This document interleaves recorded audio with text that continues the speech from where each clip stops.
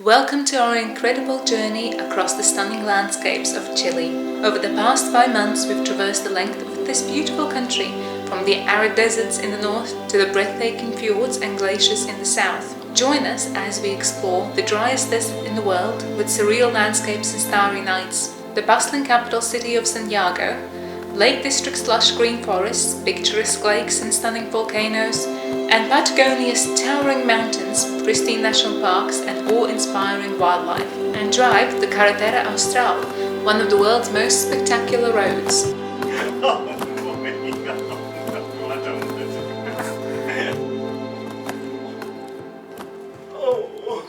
You've done it! We are starting in Chile's capital, Santiago. Welcome to Santiago de Chile!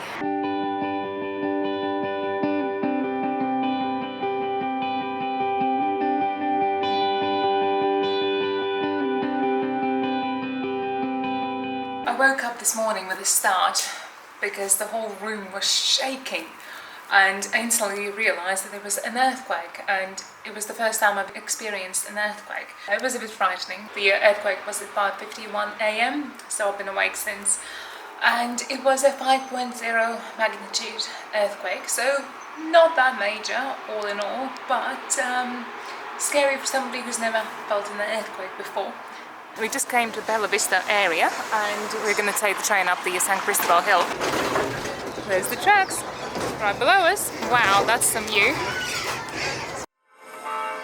The San Cristobal Hill sits 300 meters above the rest of Santiago, and you can either take a funicular, cable car, bus or walk up.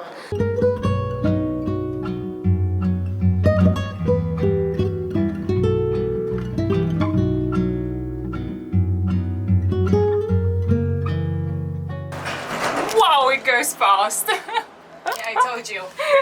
So we are now in the cable car going down from the San Cristobal Hill. We took a funicular up, going from one area of the San Cristobal Hill, and the cable car.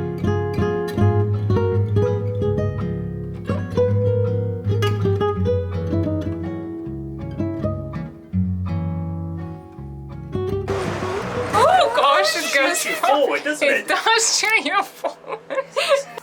It goes for ages, this thing. Yeah, it does. A really nice long trip. We are now in the Japanese gardens next to San Cristobal Hill, and we're overlooking the tallest building in South America, which is the Grand Tourist building at 300 meters. Behind me are the Japanese gardens, and they are so beautiful, and most importantly, they are free to enter.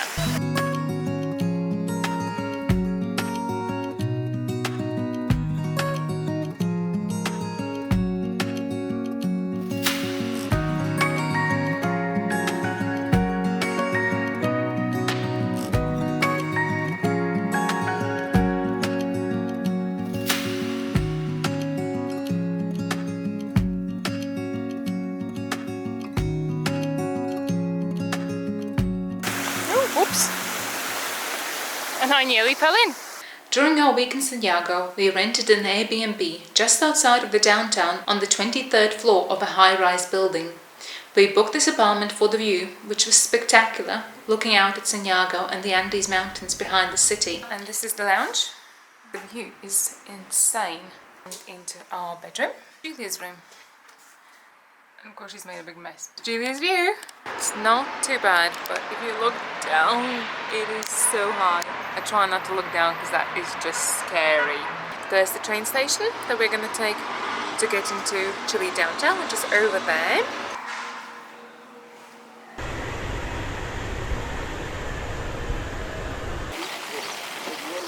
Let's see what is what.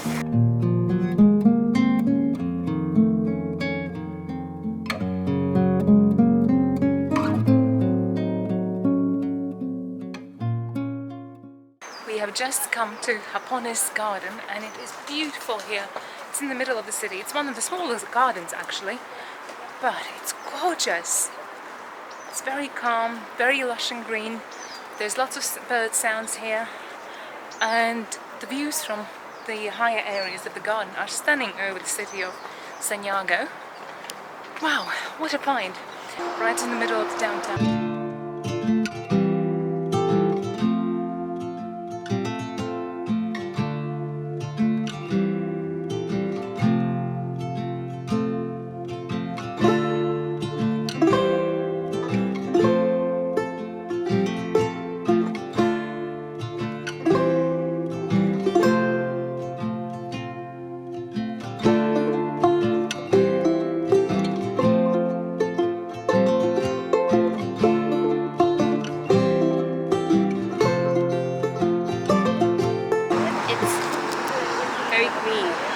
It is very green, isn't it? It's got lots of parks, this city. I only just realised there's mountains behind those buildings. We made it to the top and I am knackered.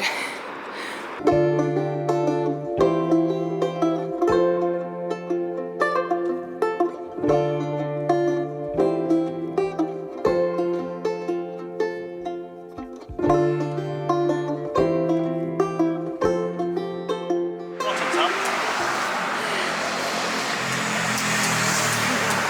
Very nice. We just stopped at a restaurant and they're doing these pisco sour.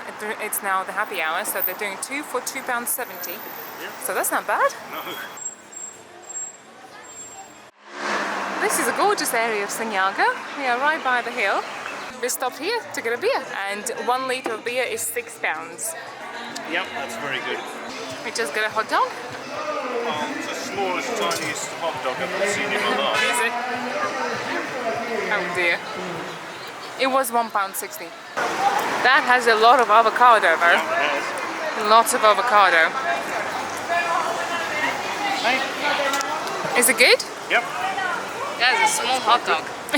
That's what that Yeah, said. that's exactly what I said. That is the tiniest But it's a- hot dog I've ever seen. It's a lot of avocado though. Yeah. Okay, should we try the completo, which is I think the traditional one? If we can find the hot dog, If you can find the hot dog, you can eat it. find it, you can eat it.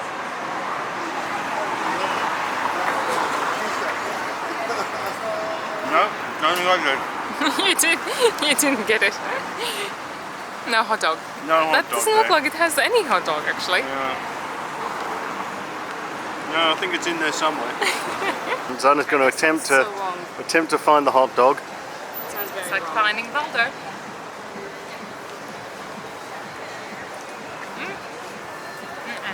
You're joking. No. Still no it's on hot the dog. side. I can see it. I can see it. Half an hour into our eating and we still haven't found the hot dog. Success. Success. It's good. It's good for a hot dog. Leaving Santiago today. We're all packed up now and we're about to take an Uber to the airport, from where we're going to hire a car for the next 4.5 months and drive around exploring Chile. Today we're only going about 2.5 hours north and we're going to stay there for about 7 days.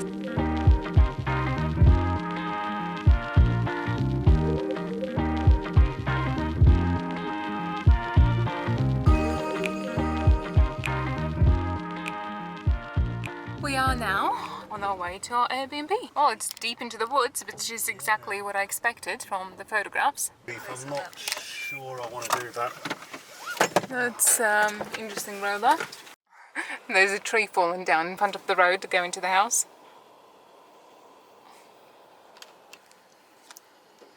We have snakes and all sorts of nasties here, so you cannot just go and Pick things up. pick things up. Oh, I have one. Yeah. Oh, this is an adventure. It is an adventure. I'm liking it already. Very nice. Oh, wow. Oh, I like this. Big kitchen. Wow. This is pretty cool. Quite nice. I mean, it's a bit rustic, but I really like it. It's got character. There's the outdoor area.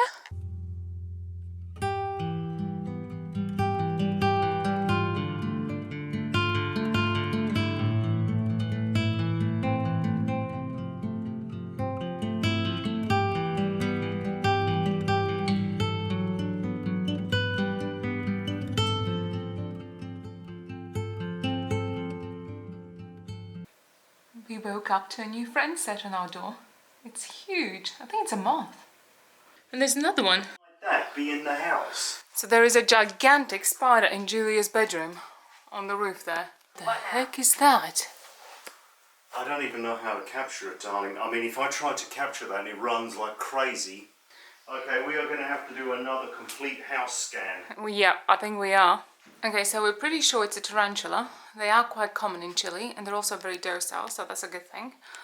but we do want to try and get it out of the house. Never dealt with anything like that. I'm going to try and put that there and flip it into be it. quick, because otherwise they can flick their hairs into your eyes and that can cause irritation. So I'm going to put this bucket fairly close to him, and then I'm going to try and go in and flick him into the bucket. Are we ready? Yes. Tarantula. Oh God, I'm not. Oh my God. Oh Jesus. Oh boy. Oh no, I don't want to do this. Okay, I'm around him.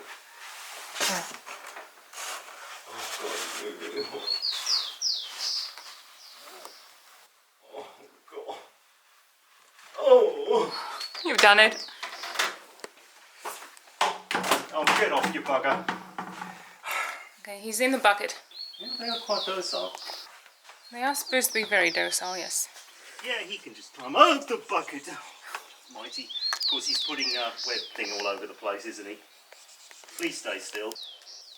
Not what I wanted in the first thing in the morning. No, not quite first thing in the morning. But anyway, well, that was interesting. And look how Michael got kitted out. He's wearing my Gryffindor gloves for protection. And wearing his coat. It's better than nothing in case he fell on me. Exactly. That's definitely a tarantula. Yeah, that's a tarantula. I've never had to catch a tarantula. Well, I did ask the owner yesterday if there was wildlife here. I just didn't quite expect that kind of wildlife. Apparently, it is very lucky to see tarantulas because they are usually living in their burrows and you don't get to see them. The ones that you do see are always male because the females are always in their burrows, but males between November and March go out to seek out their mates. Females are up to 20 centimeters long, whereas males are up to 10 centimeters long. So females are twice the size of males. And females live up to 20 years, whereas males live about 5 years, and that's because when they go out searching for mates and mate with a female, the female eats it.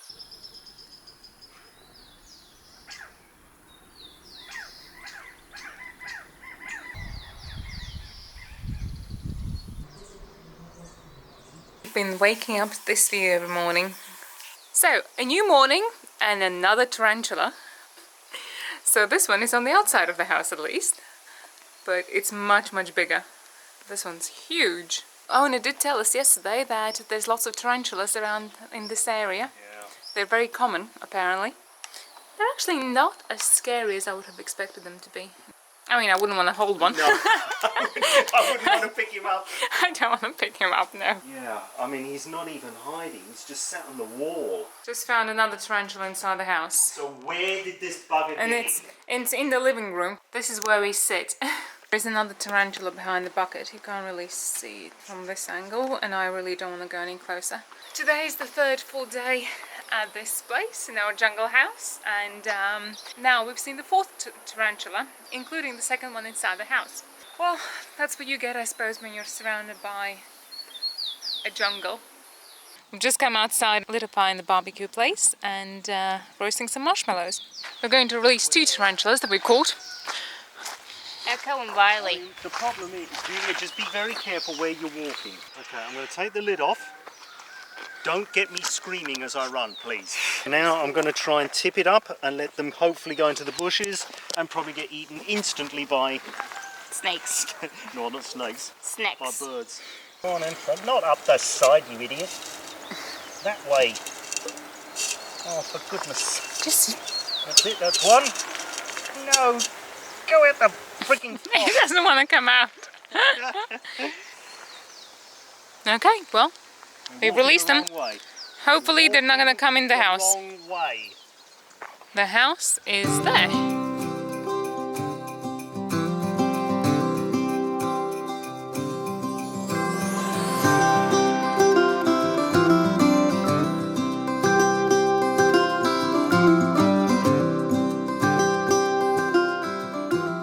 There's a few things we have learned by doing research.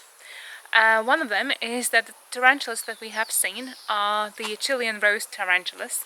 They are the most common tarantula as a pet, and many of them are caught in Chile and then brought to other countries to be sold as pets. Tarantulas in general, but especially the Chilean rose tarantula, are very, very docile and very calm creatures. They are extremely unlikely to bite, and their first defense mechanism is actually not the bite, but the hair that they can flick into predators' or eyes and body. They are highly irritating, so you don't want to have those flicked in your skin or your eyes. We have lived in this house quite comfortably with them being around and had no problems at all.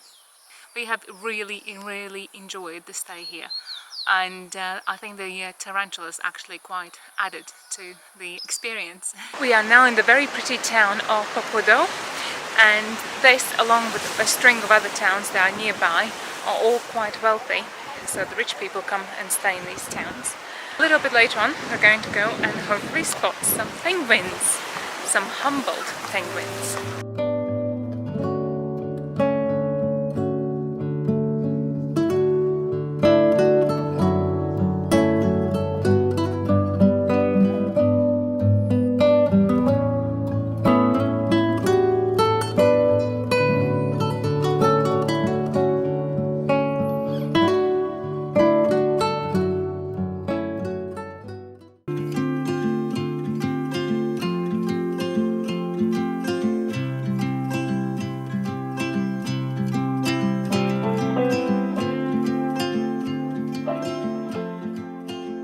Cachagua, and this area is known for its penguins. So behind me is the island that penguins live on.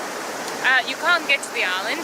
If you take a boat trip you can get close, but you're not allowed to go on the island because it is a nature reserve.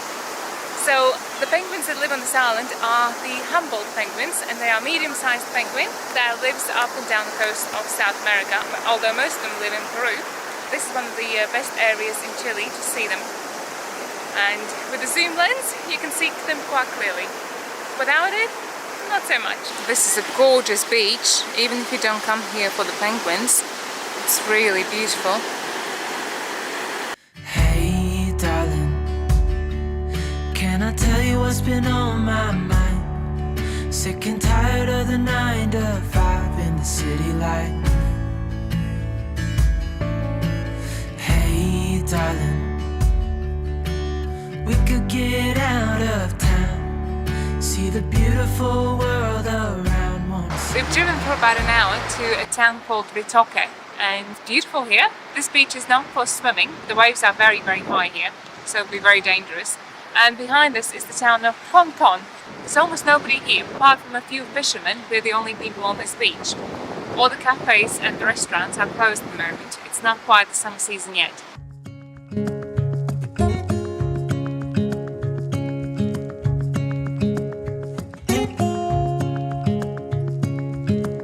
Standing underneath the lights, look into each other's eyes. That sea does look really rough. This is a very interesting walk that we're taking.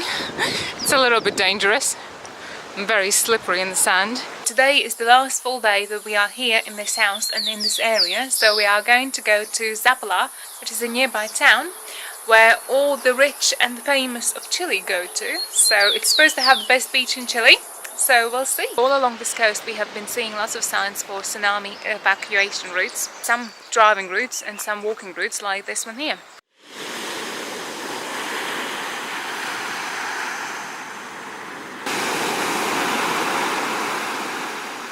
We've just come to the Zapallar beach and it is indeed beautiful here. There's hardly any other people here, it's empty. We just sat down and watched the waves. It's so mesmerizing looking at the waves roll in and crash on the beach. We even found a new friend. He's been sitting with us and walking around with us. Wow, what a view!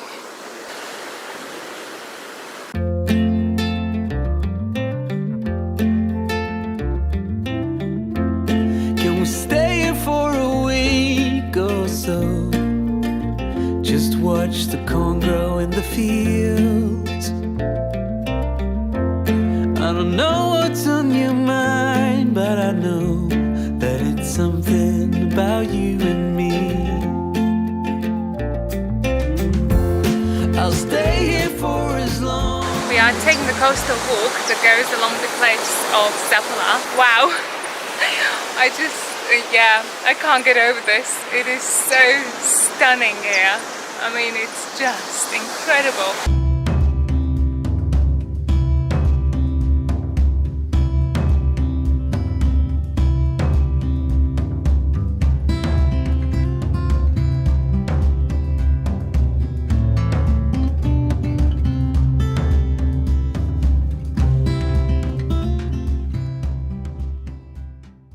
Just spotted this seal. It's massive. It's huge. Our first seal in Chile. He is really, really big. Well spotted, kid. Well spotted. We just spotted a vulture. Wow, I did not think they would be by the sea. There's loads of pelicans as well.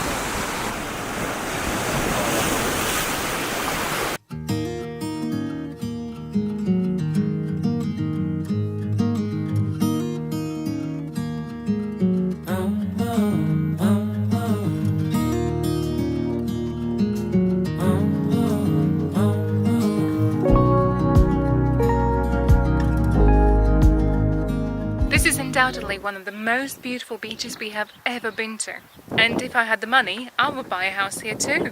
We are on the road now. We have 450 kilometers to go and it's going to take about 5.5 hours, so a long day of driving. To be honest, I'm quite looking forward to it in this car. It's a very nice car to drive.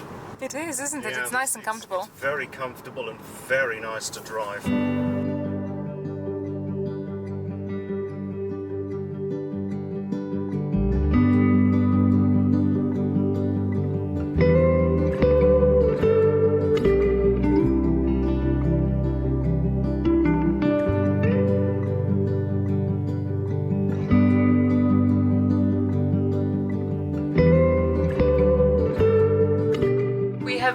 Our new place for the next week. It's much smaller than the last place, but the view is stunning. We've got a view over the mountains and the valleys and vineyards there, and we are at 1,280 meters high here, so we are not at the sea level anymore, and we'll be driving up into the mountains over the next few days.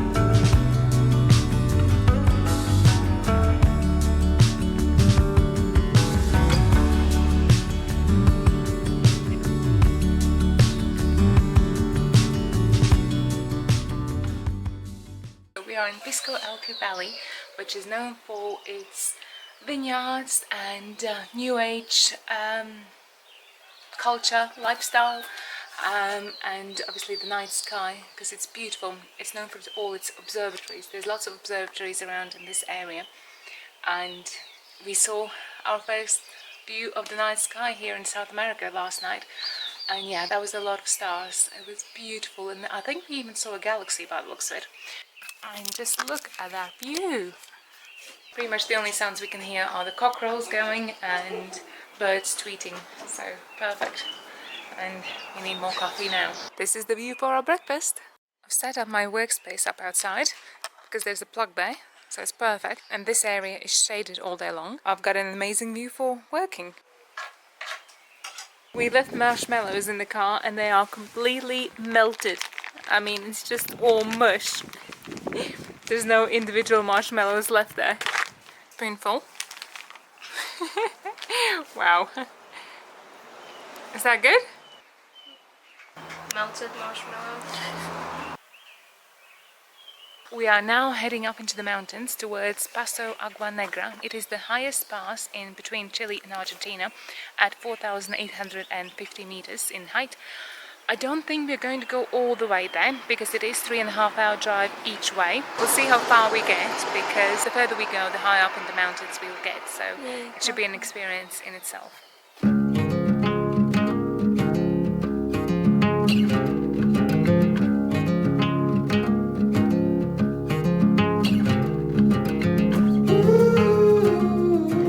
We have just stopped at the side of the road to have a look around because we're surrounded by high mountains. We are now 1,500 meters above the sea levels. When we wake birds and see the sun. Side by side our fears are done. Oh, the good times just begun. There's snow on those mountains. We know what we have, let's hold on tight. Found what we're looking for in life. Well, looks like this is as far as we can go because the road ahead is blocked. This is the border, but it's obviously not open today. It's a shame because I would have liked to go up the pass, but well, we're just over 2 kilometers high at the moment, and yeah, now we have to go back down again then. It was a beautiful drive though. Michael is trying to find any information because there's just no information up whatsoever. There were just 2 locals that passed us and told us that the pass doesn't open until December. Of course, it's a very high pass. The snow covers it for most of the year, so it only opens once the snow has melted from the highest points. So unfortunately, we're about 2 weeks too early.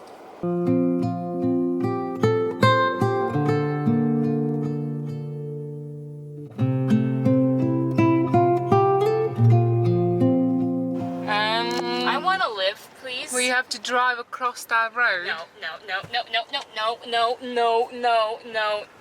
Wow. Please stand back. What are you doing? It's a death sentence. Okay, we somehow said that. Okay. That was interesting. Considering other cars had come the other way, I don't think it was going to collapse. We are now in Cachagua's valley, and it's supposed to have an extraordinary concentration of cosmic vibes, a vortex of powerful energies, and much publicized UFO sightings, and formidable healing powers. Okay, and So that's there you this go. area. That's this area. Was that little green man? I'm sure there was. Honestly. I'm not kidding.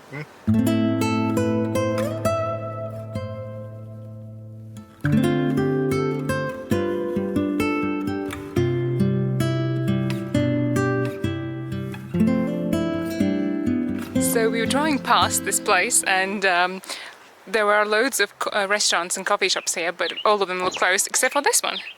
The guy lives just over there. Well, me and Julia got our empanadas. These are huge. Hopefully it's not full of egg. It's cheese. Hopefully it's not full of cheese. Okay, should we open them up? Open them They're up. so hot. Oh wow, look at that. That is a lot of cheese. And olives. Ooh, olives. Nice. Yeah, black olives in there. Julia, your favourites. Look at how gooey that is.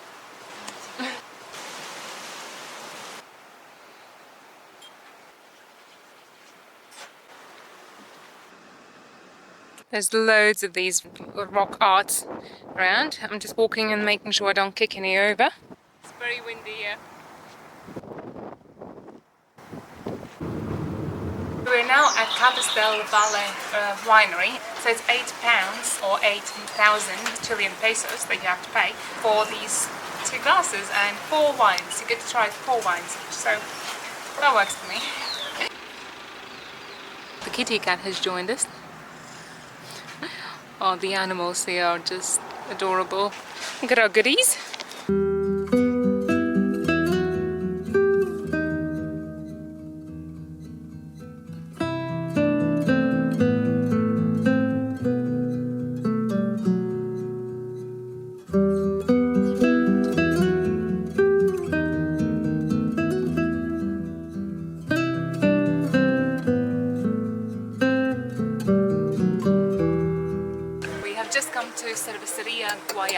Just outside of Vicuña, and you can do tours here around the brewery, but they're £4 each, and also they're only in Spanish, so we're not going to do that today. But I did get a spread of different beers that they brew here to try out, and there's 6 beers, and Michael's driving, so yeah, we'll see how it goes. But we also got pizzas coming, so that will help. We've just come back from Doña Pisco Artisan something winery, or I don't know the full name. I forgot to take my camera with me going there. We only had to walk about 5 minutes to get to it, and it was really good. It was all in Spanish, unfortunately. We got to try a load of different piscos with different strengths, and flavors. Y no vamos a sacar nada de... Aquí pensé que a lo mejor podía provocar algo. No.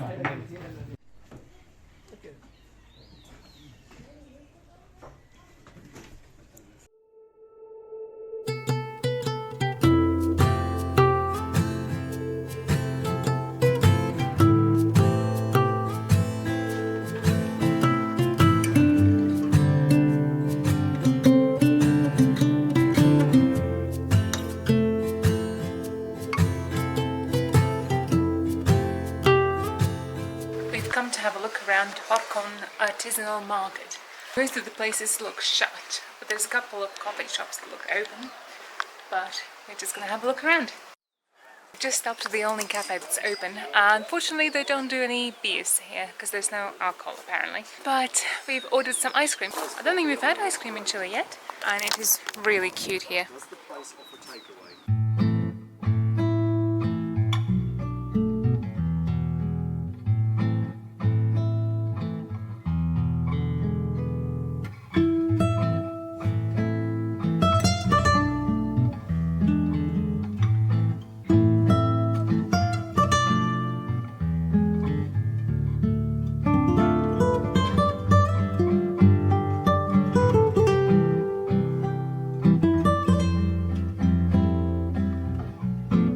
On our last day in Elqui Valley, we went for a walk around Pisco Elqui town. After spending a week at the beautiful Elqui Valley, it was time to head much further up north. We drove 620 kilometers north to Pan de Azucar National Park. It is far away from the touristy areas of Chile, so not many foreigners venture this far.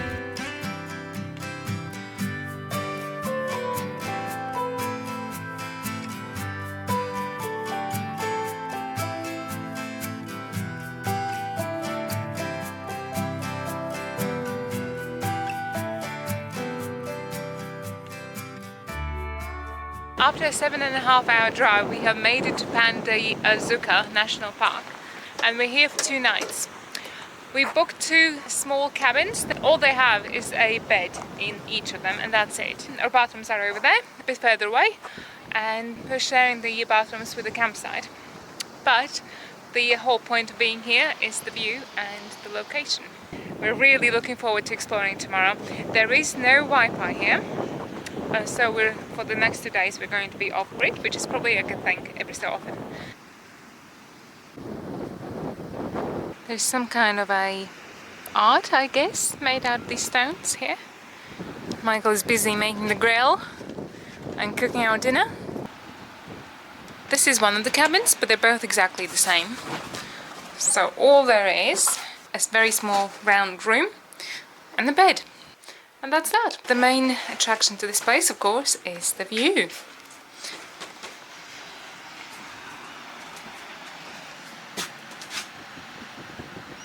Salute.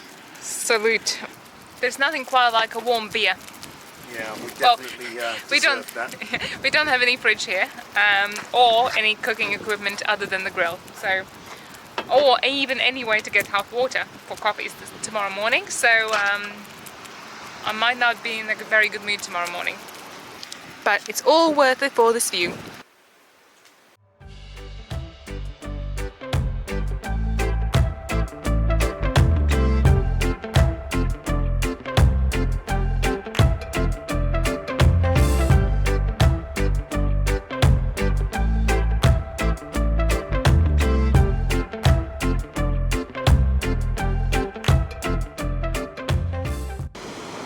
Julia and us. Yeah. Bit of a difference.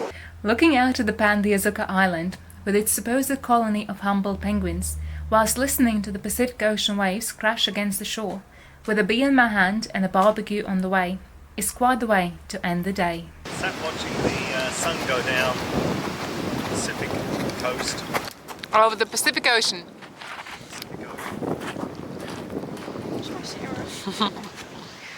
Just had our barbecue. Well, Our burnt potatoes. burnt potatoes. Now we're having wine. And how Julia's not frozen, I don't know. At night, when we were tucked in the beds with me and Julia in one cabin and Michael in the other, the sound of the waves appeared to be magnified. They crashed on the shore with great force, several times waking me up in the night, so I got up with the first light to a gloomy and overcast morning.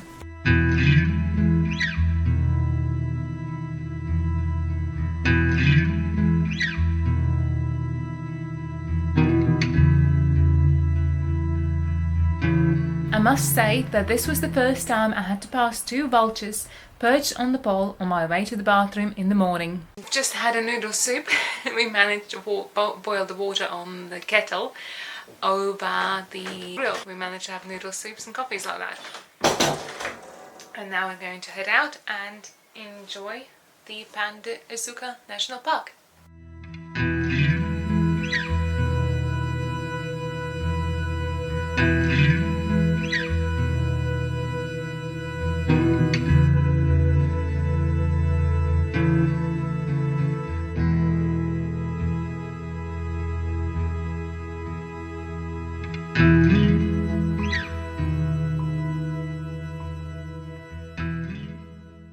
Just stopped at the side of the road. Looks really cool, all these cracks in the earth. We've just started our first trail in Pan de Azucar National Park, and we're doing the El Mirador Trail, which is 2.5 kilometers. Should be good fun. Should be good fun. So this trail leads past many cactuses in varying stages of their lives, from new baby ones to big ones to dead ones. There's loads and loads and loads of cactuses around us. There are quite a few flowers in this desert. I don't know if that's a tree or a cactus. Looks like a tree. So our campsite is over there in front of the Isle of Pan de Azucar, so by the name of the national park.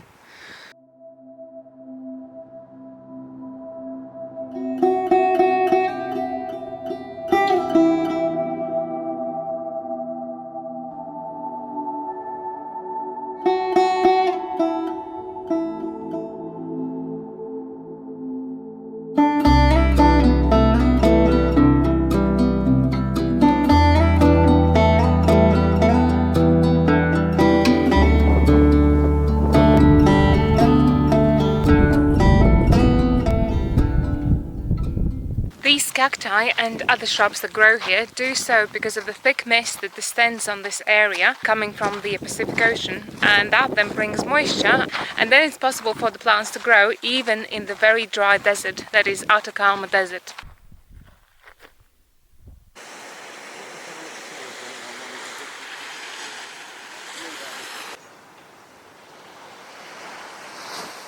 We've just stopped at the restaurant that's open at the moment, and we're going to have some lunch. I've got some beer and I've ordered a ceviche. So Julia has a prawn empanada with cheese, and Michael has a seafood one. Seafood, I eat it.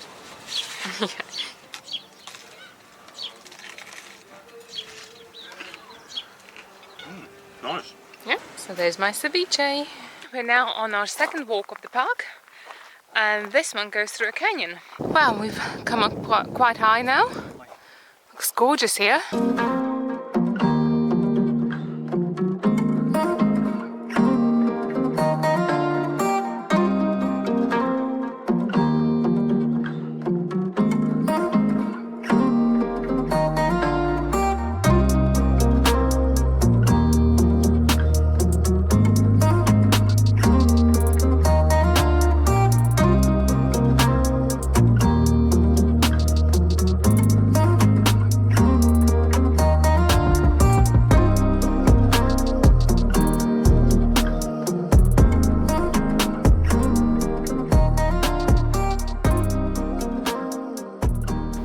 We are now about halfway through the walk, and it's beautiful here.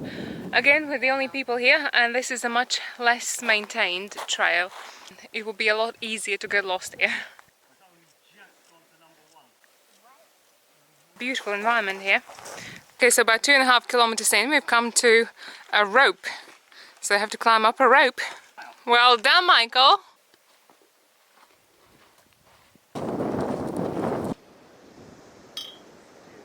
On our second night, we went to bed early so that we could wake up early the next morning and head out towards Antofagasta, where we're going to spend the next week. In the meantime, we're still in the national park and we're stopping at a few places to see if we can spot any guanacos, because we still haven't seen any.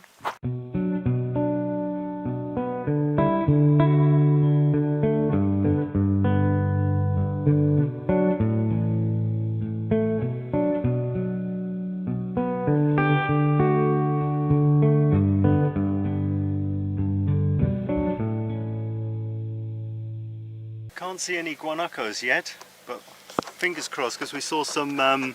Dung. Do you want me to go and put my finger in it and see if it's warm? This is the 4-Pan de Azucar National Park.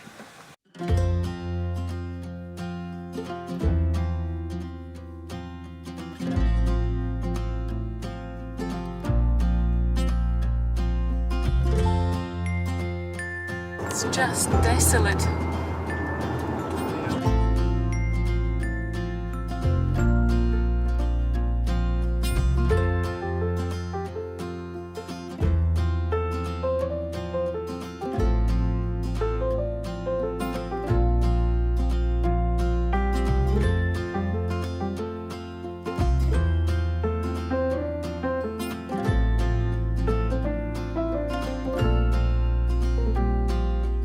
We are less than 2 hours away from Antofagasta now, and we've stopped at the side of the road to have a look around this desolate landscape. I cannot see one single plant life anywhere around. It's so desolate here. I love it.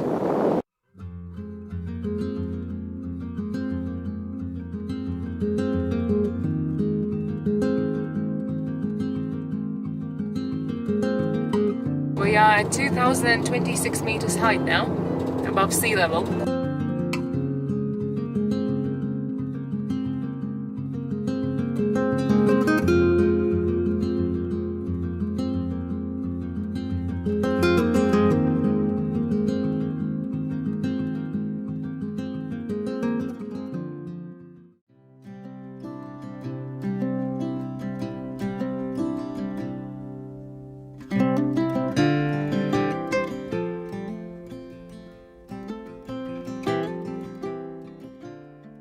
So we got to the cabin that we booked in Antofagasta, and it was awful. I mean, like, awful.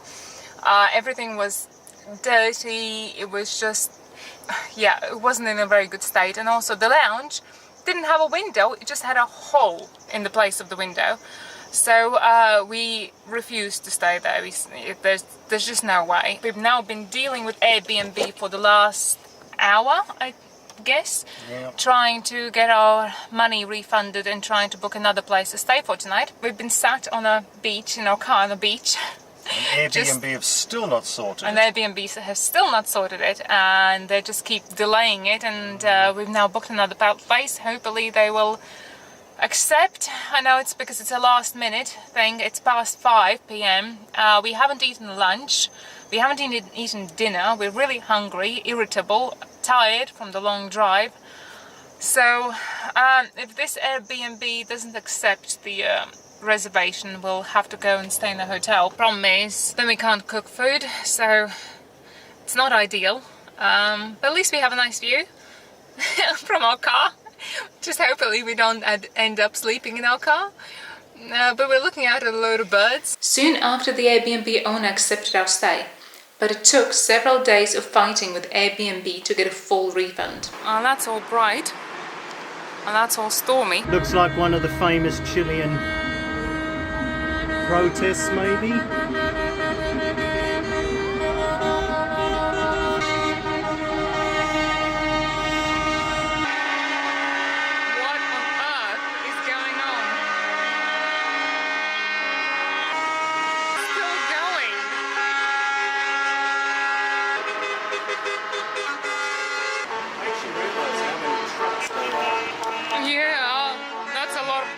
The noise they're making, they've been going on for about 20 minutes. At least. Look at them all. Wow, that's crazy. That's a lot of trucks. They're still coming.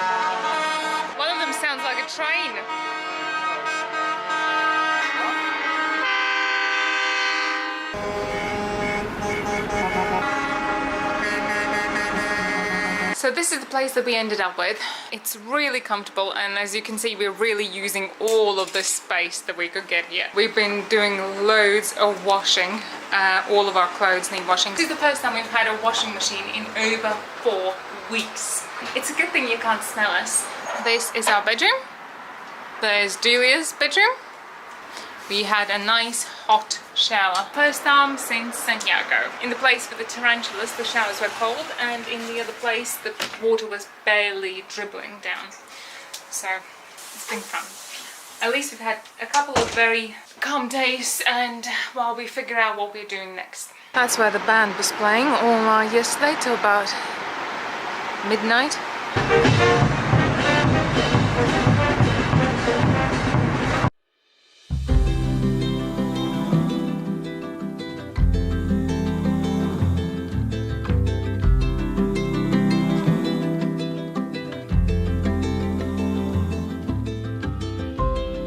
We decided to cut our stay in Antofagasta short and head to San Pedro de Atacama instead. Surrounded by volcanoes, geysers, salt flats and lagoons, San Pedro de Atacama itself is a small and humble town, despite its grand surroundings. It's where most tourists base themselves, whilst exploring this magnificent area.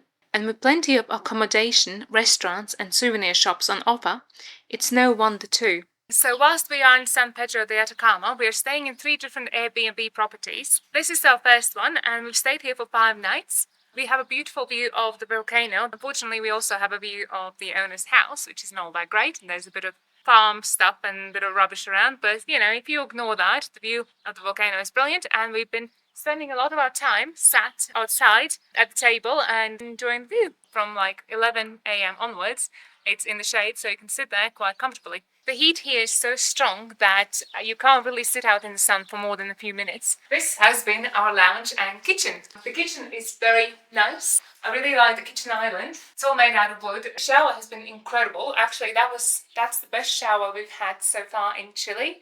This has been our bedroom. There's another bedroom. There are 2 single beds, so great if you have kids. Today, for the first time, we are heading out and exploring the Atacama Desert.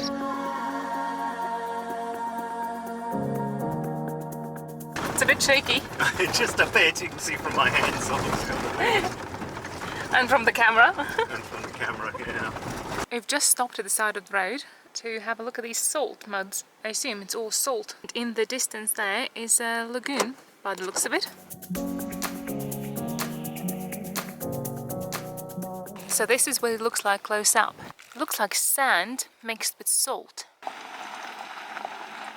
We've just come out to the Atacama Desert, and at the moment we are at Ojos del Salar, which are 2 brackish water lakes in the middle of the desert, so that's quite incredible. So the entrance here was 5,000 pesos per person and 2,000 pesos per child. It also includes a lagoon, which we'll go to next. This is all salt.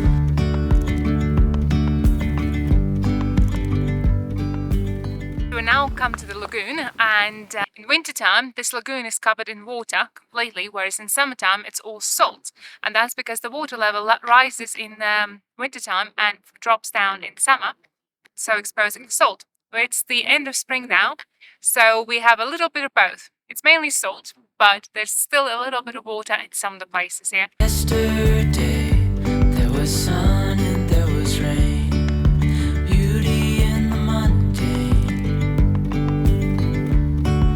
and as the light startled our eyes, we let go of disguise. When you stop and just listen, there are sounds of cracking, which is quite eerie because the sounds are coming from underneath our feet, so it's a bit eerie.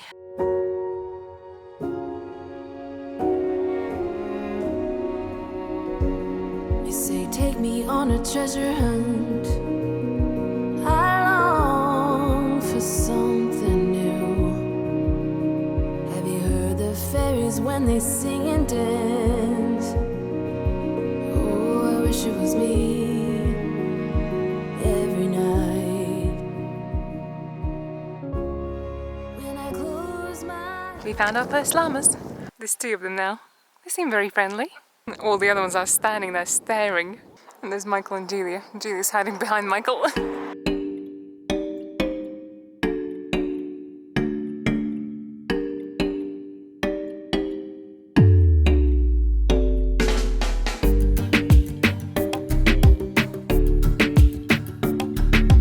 This llama started spitting, so the owners of the car are hiding behind the car.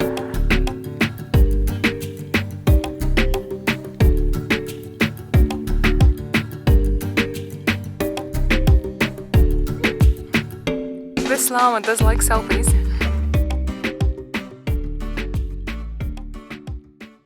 Today we are going on a road trip just outside of San Pedro de Atacama, and as we drove out of the town we spotted this llama herd.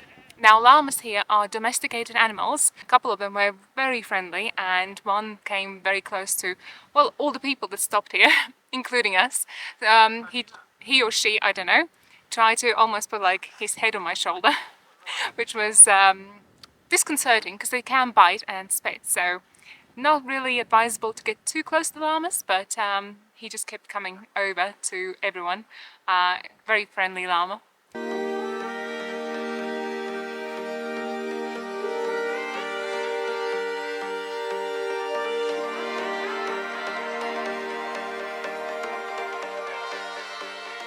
We found our first vicuñas. There's loads of them, there's a big herd there.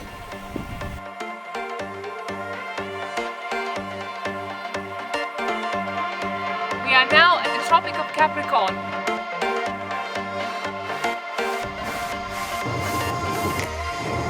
We are now over 3.5 kilometers in altitude. That is high. We're not feeling any effects yet, No, luckily. No. No effects yet.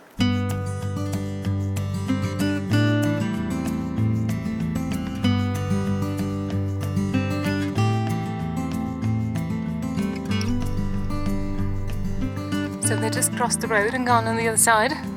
Michael has a great view there. Yep. There's loads of them, it's a big herd. So we are turning around here. We're at the half tank of fuel, so we won't risk going any further. But it's been awesome so far. It has. Spectacular drive.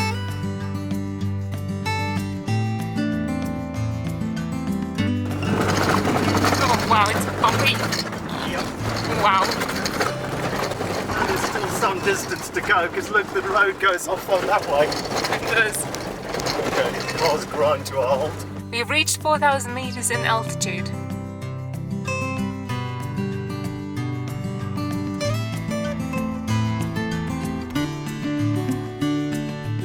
4,000 meters.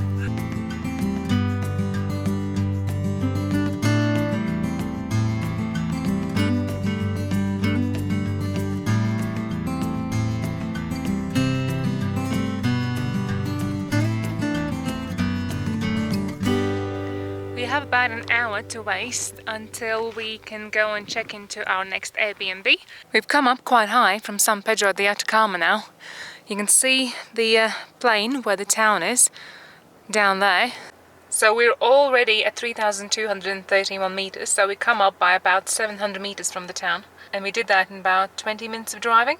We are now very close to Licancabur volcano. I think that's how you pronounce it anyway. And this is the volcano that we saw from our Airbnb. But now we're much closer to it. Our second property in San Pedro. This is inside of the house. I like all the wood and it's quite large inside, so that's perfect. Another negative about this place is that there is only one bedroom, so we've been sleeping in the same bedroom. It's less than 10 minutes away from the main street in San Pedro, so all the shopping and restaurants and all that. That we have enjoyed, and we've been going into San Pedro every single evening for either empanadas or just a bit of walk or shopping. We got some goodies, got some empanadas. Okay, let's go and eat them. We're starving. Alright, let's try out our empanadas. Me and Julia got a chicken one and Michael got a vegan one. They're really good, these ones, aren't they? Trying jumpers on in San Pedro de Atacama in a 30-degree heat because we're heading down towards Patagonia. Yeah, it's hot. Which will probably turn out to be hot. No, you probably will need a jumper at the very least. Look at that one. Michael chose his jumper. Are you happy with that jumper? Oh yes. Yes, I needed that here in the desert. 35 degrees, I needed a jumper. You did. You will probably need it when we go to the geysers. But yeah, Julia's now choosing a cup.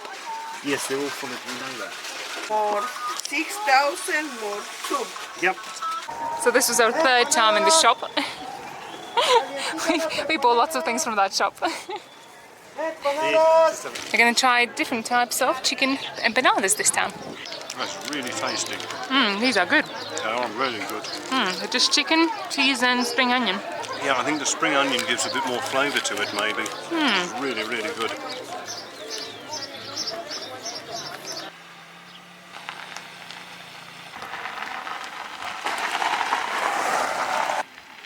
There's a ditch on both sides of the car, so you have to be very careful as you're turning out. And this road keeps on going for about another 200-300 meters like this. Hopefully we don't meet anybody else coming the other way, because there is nowhere to pass. This is nerve-wracking with that hole. With the hole right next to the car. Big hole, and it goes at an angle into the hole. And a wall the other side. And a big thick wall the other side. It's weird how bad the roads are inside the town. They're really bad. This is the main road through the town and it is such poor quality. There's big holes and bumps and everything everywhere and it's all gravel. But the thing is, the roads outside of the town are perfect. And now the road goes beautiful. Yeah. Nicely done. I know. Now you got this absolute perfect road. Cheers. Cheers. An empanada, cheers. We bought some more empanadas from the local empanada place. It's really good. So we just stopped at looking at the volcano to eat them on the way to our road trip. We are very close to Bolivia here. I think those mountains over there are in Bolivia, and then in front of us is Argentina and we're in Chile.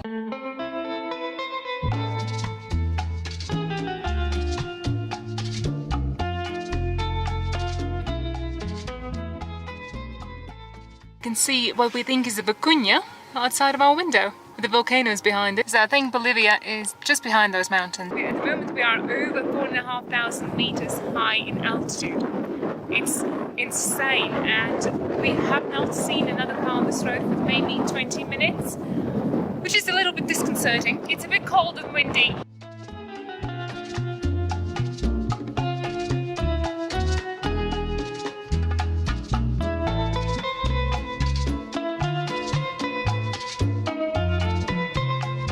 We are close to the Bolivian border, high up in the mountains, and look at the altitude that we're at the moment. We're nearly 5 kilometers up. That's insane that you can drive that high. Wow.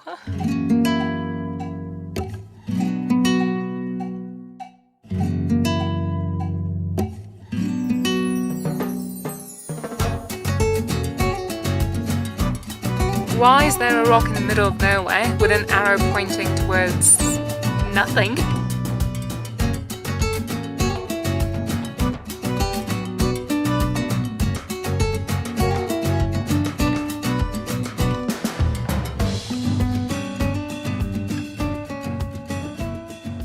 Well, we found flamingos. There's loads of flamingos. They're all over there.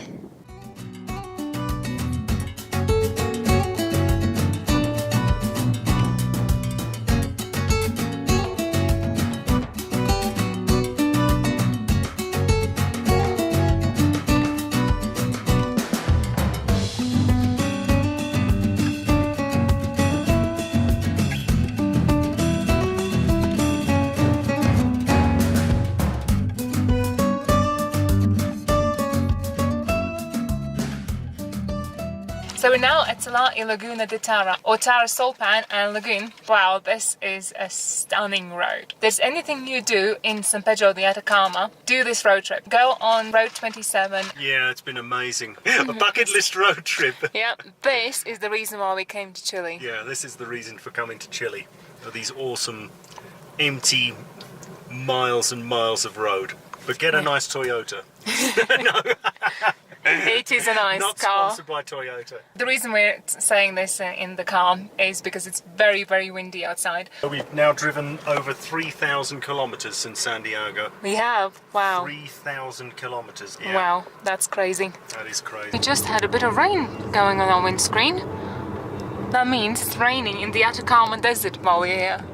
which is the driest desert in the world. Apparently. It's the driest hot desert in the world, yes. It's snowing. Wow. Wow. We're in the Atacama desert and it's snowing. That's crazy. Oh gosh, it's coming down quite heavy as well. Snow's coming in. Michael is getting covered in the snow. Gimme. There's loads of snow coming in through the window. It's snowing in the Atacama desert. Clouds are quite menacing here. I would say the chances that is going to pour soon. Yep. There was just lightning there. It actually scared me, made me jump.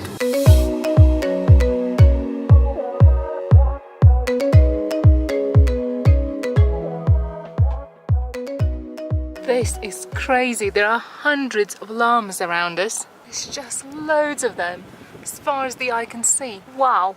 And there's one right by us. This one looks like a baby. 1, 2, 1, 2, 3, Bueno, sí.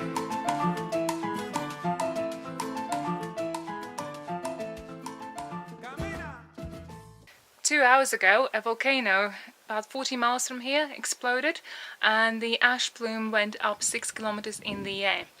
And we are now looking at it and we can see the ash rising from it. The ash isn't as high anymore. It's gone down a lot, but you can see smoke rising from it. We are obviously on alert now in case evacuation is needed. We have signed up to Chile alerts and several other alerts that will hopefully let us know if we need to evacuate. It started with a 5.6 earthquake this morning at 3:41 a.m. We woke up to the whole house shaking, so I would guess that was the the pre-volcano eruption warning, I guess.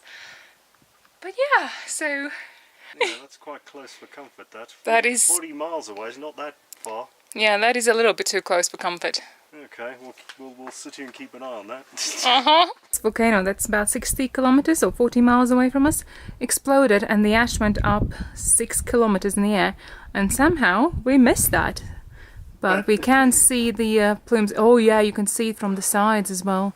You can see the plumes of smoke coming from the sides. Okay, I just heard like a rumbling and then a bigger plume went up. Chile sits on the Pacific Ring of Fire and it has over 90 active volcanoes, with Lascar being one of the most active. Its last major eruption was in 1993, but every 2 to 3 years it releases a plume of ash several kilometers high in the air, which is what happened now. It only lasts for a few minutes and we completely missed it as we were making lunch at the time. During the night the warning went up from green to yellow, so they increased the warning and they've closed about 5 kilometers around the radius of the volcano, which is not exactly that far. There's a town 20 kilometers away from it and that hasn't been evacuated, and we were looking all night long to see if we could see any lava or anything red glowing from the volcano, but we couldn't see absolutely anything. But we're now going to drive closer to it because, you know, why not? Yeah, we cannot see anything there, no smoke coming off it at all. We're about 30 kilometers away from the crater now, I think. So we were just stopped by a police car and one of the police officers had a big machine gun on him. So I don't know quite what were they expecting, but they're blocking the road so you can't go near the volcano because he said no because of the volcano. Or he said no, volcano. But anyway, why they need a machine gun?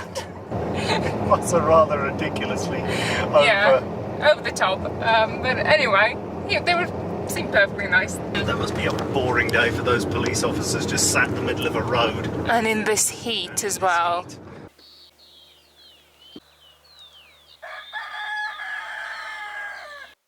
This morning we're driving to El Tatio geysers and the road itself is quite the adventure.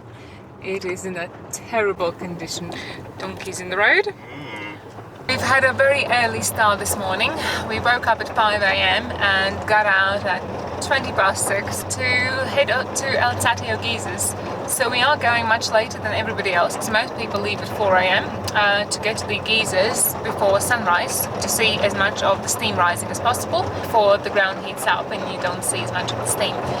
But The road there is quite treacherous from everything we read, and I really don't want to be driving that in the dark. So the driving when the road is clear, we can see it, and I'm sure we'll still see the geysers anyway. It's an awesome drive, if I can keep the car in a straight line. No, at the moment the road's not too bad. See, look, it's responding. This road is horrendous. There's lots of big potholes. We're definitely glad we're not driving this in the dark. Very. Yeah. Yeah, we wouldn't want to be driving. Yeah, look at the holes. Whoa!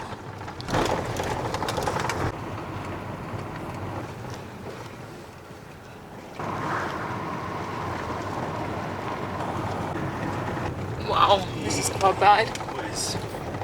Oh, wow. Wow. Oh, we're now doing 10. 10 kilometers an hour. Kilometers an hour. Oh gosh. Are you sure Oh, this wow. is not for 4x4s? I'm sure. 30, is that a challenge? If I could do 30, that'd be great. And big drops now to the sides of us, just to help.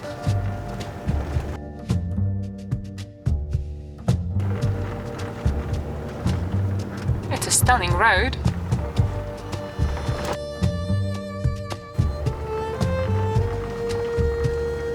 While Michael is looking for his sunglasses, we pulled in and I'm having a look at this view. We bought some coca sweets because it's supposed to help with altitude sickness, so we'll see how it works. So far, this bit of road is much better.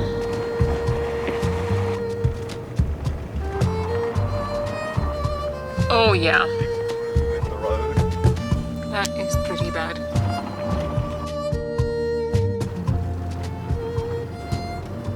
Just stopped at a lagoon and there's loads of flamingos, and they're much closer than any of the other lagoons that we've been to. There's absolutely loads of them. So this is definitely the best place to see flamingos. Wow, that's a lot of flamingos. This is how close we are to the flamingos. It's awesome. It is so cool. So even just the drive to Tatio is worth it. Isn't that cool? Yeah. Very, very close to them.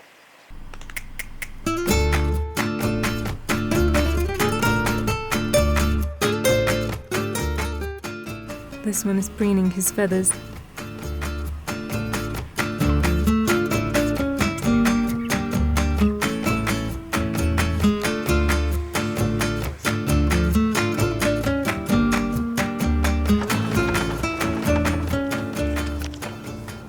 And we've just spotted some vicuñas. There is some frost to the sides of the road now. Yeah, it's quite cold outside. What is the temperature? 4 degrees, it just changed. Yeah, it's pretty horrendous. It's gone very misty now. We can't see too far ahead now. This is horrendous. Managing to do 20 kilometers an hour. It's a bumpy ride.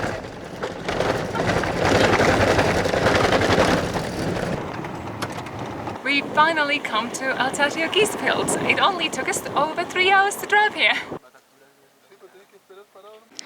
Oh, it gets steamy here. You can't see anything. You know, you really can't. It smells a little bit like sulfur.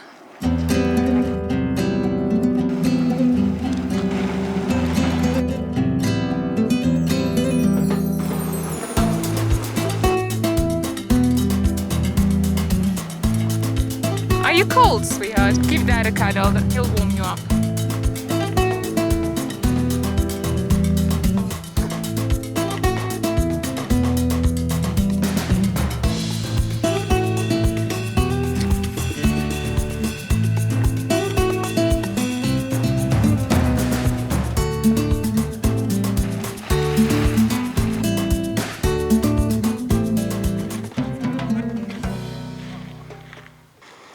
It's so awesome here. There's quite a few geysers around, and you just walk all around them. But there's 2 places where you stop to park. So this is the first one, and then we're going to drive another kilometre down to stop at another place and walk around some more geysers. As Julia just noticed, that water is very clear. We are at 4,300 meters, and you can feel the altitude here, even though we have been staying in San Pedro for the last week and a half, I think, and been acclimatizing to higher altitudes, and we've also done quite a few drives in higher altitudes. It's still walking around takes your breath away. We're driving past a few more of geysers. There are even a few flamingos here. And there's a lonely geyser up into the mountains over there. There is nobody else here. Nobody. Definitely worth coming here this time of the day. It's around 11 AM now, and there are flamingos flying over there.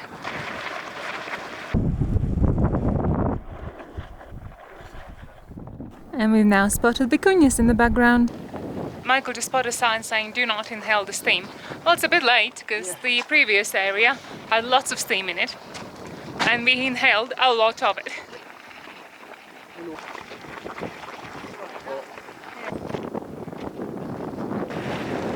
I reckon there must have been about 200 people here this morning. And now there's nobody.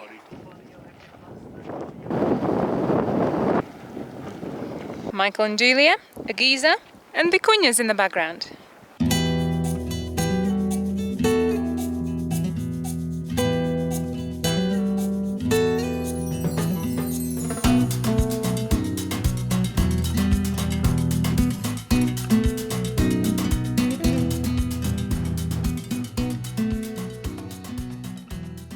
Julia spotted this volcano that looks like an old woman. And there's a vicuña right next to Michael.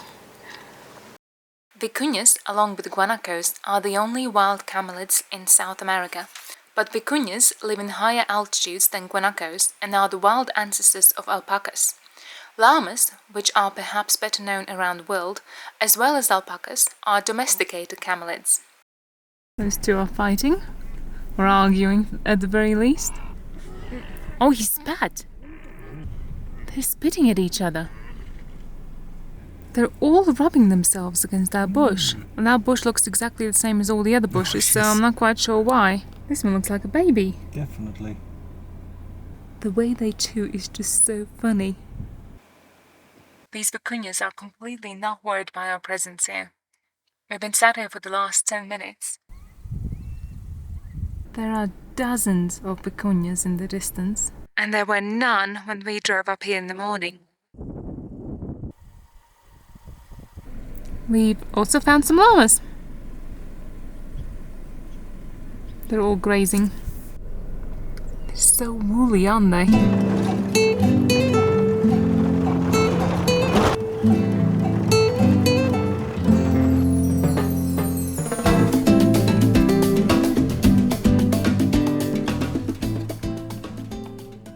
This truck's got bullet holes in it from Yes. being attacked. And the car in front of it has 3 bullet holes. We're just driving, it's our last full day in San Pedro de Atacama. Just come up to the road that we drove a few days ago. It's a beautiful road because right past Bolivia, and apparently there have been some bandits come here around and they've been shooting at cars and stolen several cars. So the police has closed the road ahead, and apparently the car in front there has bullet holes in it. 3 bullet holes. That's not great. No, we were just up that road the other day. We were just up that road. Whoa. Just shows you. Uh-huh. Oh, that's quite scary. That is very scary. Okay, let's go up. Let's get out of this. Have a look, see if you can see any damage to the lorries. Oh, there's that car. He said that car in front has 3 bullet holes in it. Wow. I guess it must have just happened. Yeah. Because those trucks carry cars. Yes. They stole the cars from those trucks. Of course. Because he said a load of cars were stolen. Yeah, they raided those trucks. Welcome to San Pedro de Atacama. There's armed attacks, volcanoes, earthquakes. And that's in what? We've been here for 2.5 weeks? Bloody hell. My sentiments exactly. But I didn't see the ambulance there. Oh, they probably went further. It's probably up the road. Oh, crap. We're still processing and in quite a bit of a shock. And we were just saying that we don't think anybody got injured because it looked like all the drivers were there. But ambulance just drove past us very fast with all the light flashing, so there must have been somebody further up the road. Yeah, I've still got cold shivers going through me. That's terrifying. And we were on that road for ages the other day with absolutely nobody in sight. We left the best place for last. Not only we have an amazing view over the volcanoes, including one that has been erupting for the last few days and is still erupting now, but let me show you inside. This place has been by far the best designed out of all 3 places that we stayed in San Pedro de Atacama. It is so gorgeous. There has been a lot of thought put into the design and making it comfortable. The kitchen is small. There's not a lot of like cooking space or chopping space, but it's perfectly fine. For a week we haven't had much of a problem. Huge space in the lounge with a table and a sofa, and a comfortable sofa, unlike the other last 2 places. And the most interesting part is there is a telescope in here. We have only used it once, mainly because it has been cloudy most nights. We only took it out once and had a look around at all the stars on the night that was very clear. And there's 2 bedrooms in here. This has been Julia's bedroom, and this is our bedroom, and a nice large bathroom. There's finally some snow on the volcano. This is the first time we've seen snow, proper snow here in Chile. And there must have been quite a bit of snow falling down now. We've seen lots of these dust devils. They are quite incredible, but they're very painful if they hit you, because you get sand and gravel scrape against your skin quite viciously. We have stayed in San Pedro de Atacama for 2.5 weeks, which just blows my mind. We've had quite a few adventures here. After a few days of no activity, it's erupting again now. There's the volcano that's still erupting, and that's us leaving. We are in Calama now, and this is as far north in Chile that we're going to go. We were planning to go all the way up north to Arica, but the summer is getting hotter and hotter, and we're now really wanting to go down south to Patagonia. So we're turning back around now and driving back towards Santiago for the next 4 days. We're going to be driving quite hard for the next 4 days, and then we're going to slow down again.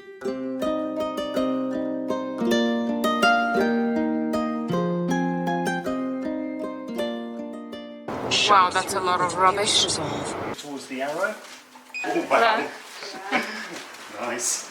Nice. How expensive was this? It wasn't. Oh, wow. That's a view. Nice. We haven't stayed in a hotel since premiering in London Gatwick, so it's quite nice to be in a hotel again now. And I booked one with a nice view as well, and a nice room. It cost us £70, £60–70, something like that for this room, which is brilliant. It's got 2 big beds, it's got free breakfast, it has nice views over the ocean, which is great. It's fruit juice, don't listen to it. It's really not. Well, it is fruit juice. Well, fermented fruit juice. Fermented fruit juice, but you know, it's fruit juice.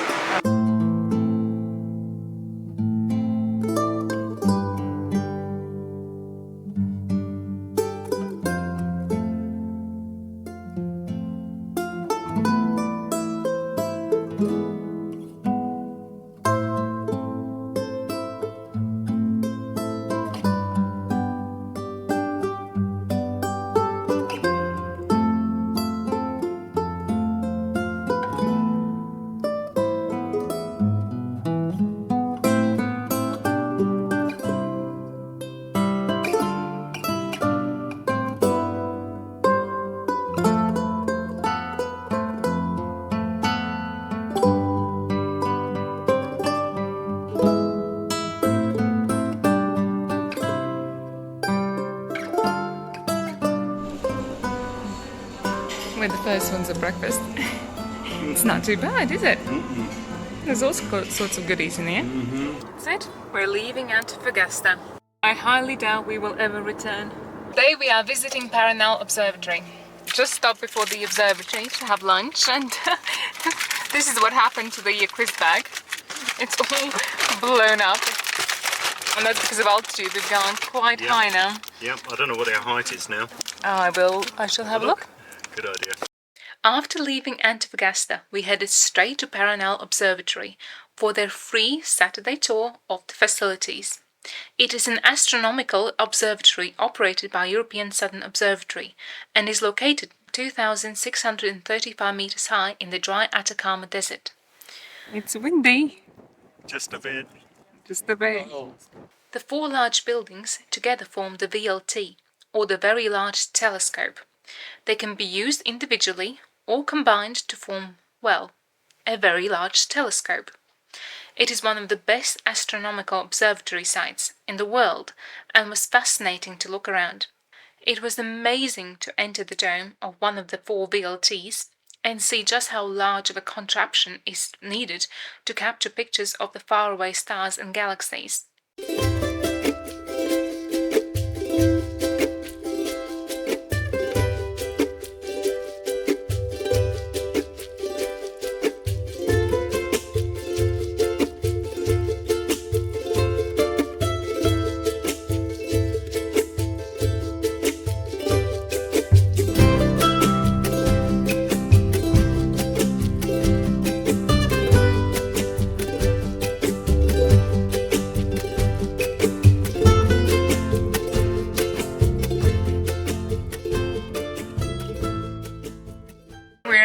Back close to Azucar, but we decided to hire an Airbnb this time with a washing machine.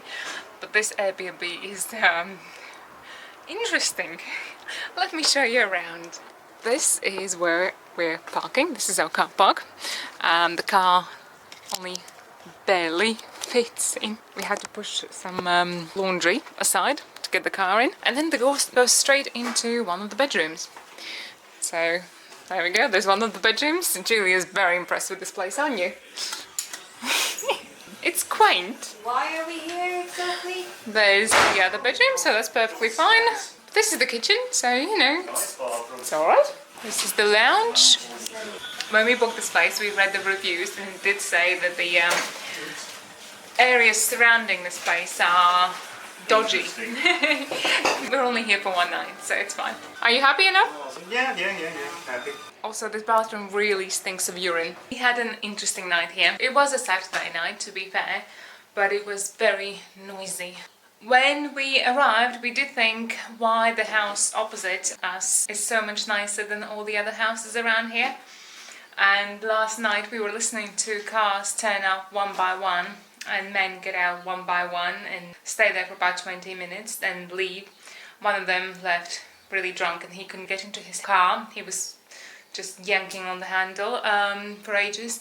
Another one tried to start the car, but the car wouldn't start, so he then pushed the car up the road. Both me and Michael came separately to the same conclusion as to what must have been happening there. There must be a lady of the night working in that house. That's what we could gather from what was going on all night long. So yes, it's this Airbnb was an experience. Very quaint, but the noises outside were a bit freaky to start with. Did you get any sleep? No.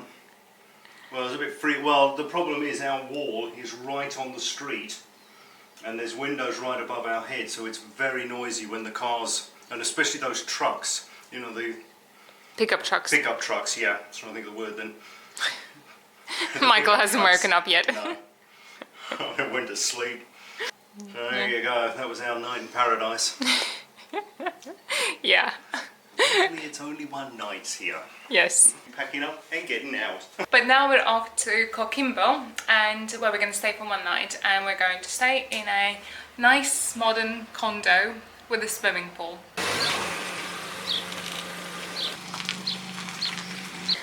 This little shack is where we stayed.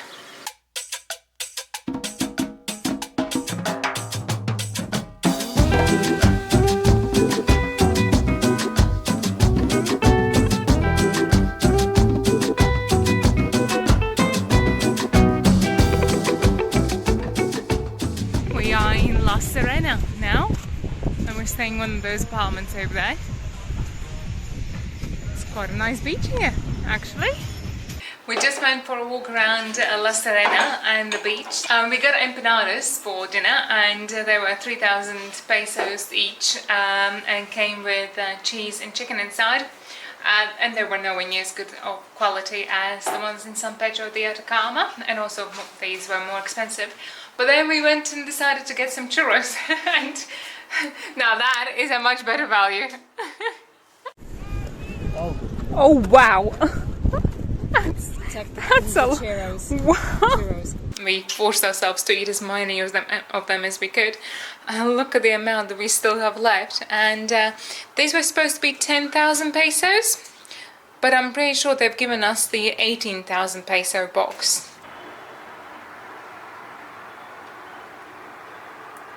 Michael and Julie are going swimming. It's the first time they're going in the swimming pool in Chile. After exploring the northern Chile and before heading down south, we spent a week over Christmas on the beach in Pichicuy. Our accommodation wasn't glamorous, but having a stunning beach right on our doorstep more than made up for it. We spent every day at the beach. Michael and Julie went swimming, whilst I sat on the beach watching them with a cold beer in my hand, and every evening we brought a picnic down to the beach, along with some mulled wine. Was it cold? Yeah, kinda. There is nothing quite like the sound of the Pacific Ocean. Its waves crash on the beach with a deafening roar over and over again, and that sound somehow seems amplified at night when you are lying and trying to sleep. Whilst thinking about the fact that Chile does get tsunamis and you have no internet and therefore wouldn't get any warning. We're walking to the beach for a picnic and dinner and wine. Our place is over there. And this is the neighborhood. I was just looking at the waves going, this is going to be a big one, and it went all over us. It didn't go near you. But it's gone right over where our food was, and thank God you shouted. I'd have been soaked otherwise. I dropped my phone as I saw the wave coming, but I managed to pick it up just as the wave came over where the phone was. So yeah. Wow. Oh well, that was fun. We need to move. Yeah, obviously the tide's coming in. Back there.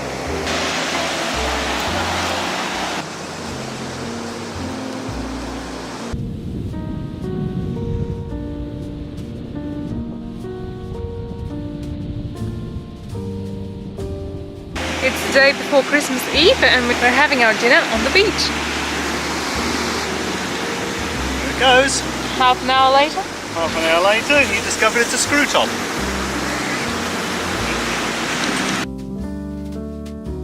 There you go, my darling. Thank you very much. Come have your cake, then you can play. Cake first, then playing in the sand. Does that sound good? Mm-hmm.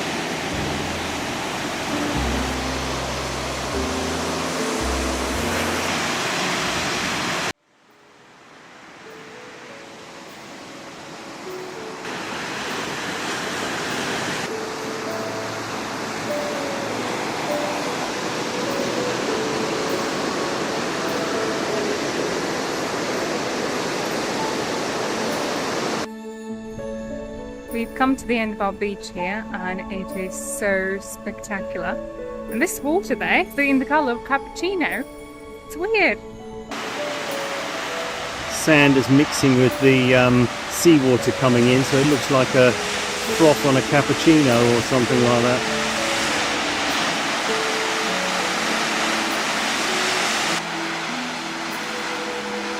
We have come to the end of our beach, and what a beach it is! Several kilometers of golden sand and crashing waves of the Pacific Ocean. It's spectacular, really is. Unfortunately, there's also a lot of rubbish around. If you ignore that part, the beach itself is stunning. And what a way to spend Christmas!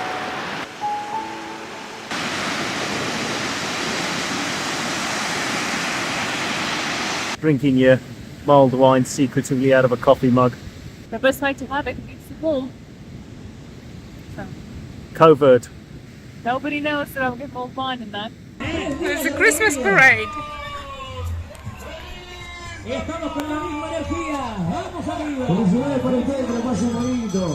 It's now escalated from Santa Claus throwing sweets to kids to fire in the road. Not entirely sure what that's about.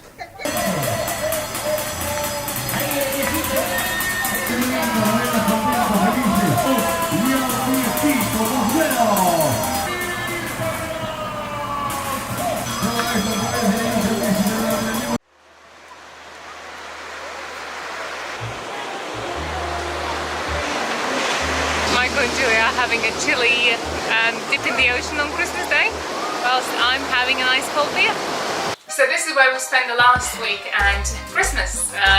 It's not the most glamorous of places, but it has worked very well. And it's only 200 meters away from the beach, which is the best thing out of all of them.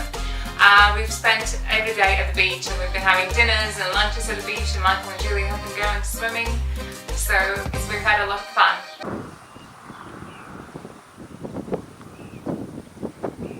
It's always the case. We turn up at these Airbnbs and they either don't tell us where the Airbnb is located, so we turn up at the wrong place, or we turn up and there's many buildings and they haven't told us which building it is or which apartment it is, as it is in this case. We're finally now south of Santiago, and we're going to keep on heading down south all the way to northern Patagonia and to the Carretera Australis, the number 7 road, which should be fun.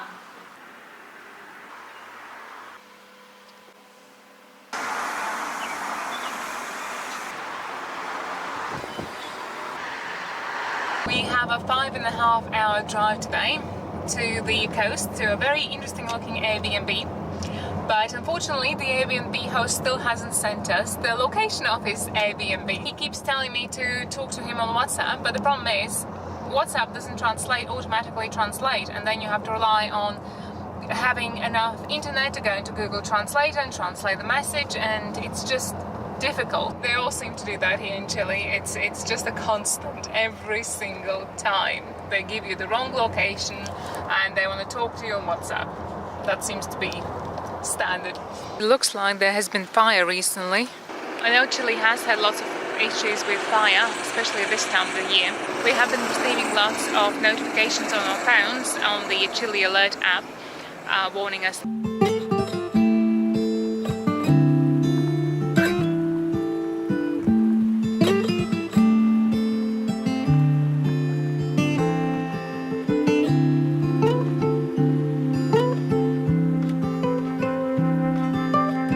It's an adventure. Oh wow, those are some big holes. Oh, it's an interesting road. Yeah, fence either side of it. This could be interesting, getting back up this. Yep. Whoa. Oh god, it's on full anti-lock. Okay, this could be very interesting. It couldn't be hard enough. Okay, so this is the hard part apparently. Yeah, well, this is the hard part. I'll tell you, the hard part is going to be getting back out. Oh wow. That isn't going. No. That isn't going. No, you're not gonna go. Okay. Okay, yeah, alright. You'll have to reverse back. I'm just concerned about getting back up that hill. And we just left our car there. So now we're going to have to bring all of our stuff up.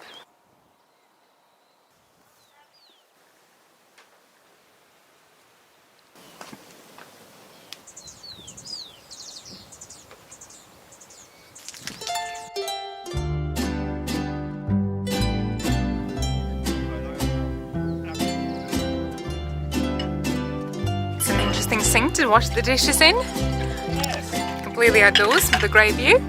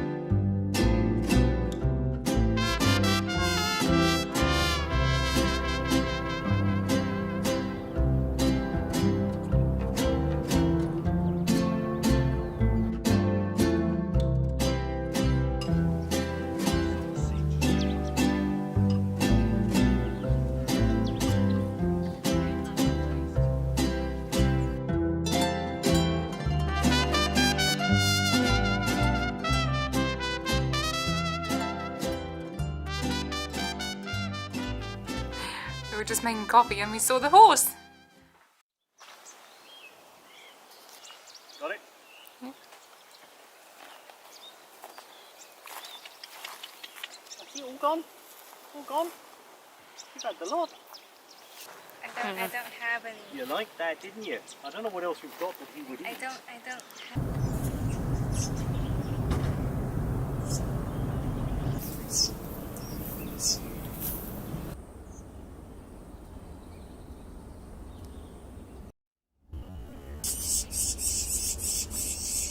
Pretty basic inside. You've got, well, a table, a little bit of the kitchen equipment, a very small single stove, and a single bed, and then upstairs you've got a double bed, but the interesting thing is getting upstairs. So this is the ladder, and it's quite rickety. It's a bit scary going up. This is how we had to get down in the morning. Not really the easiest.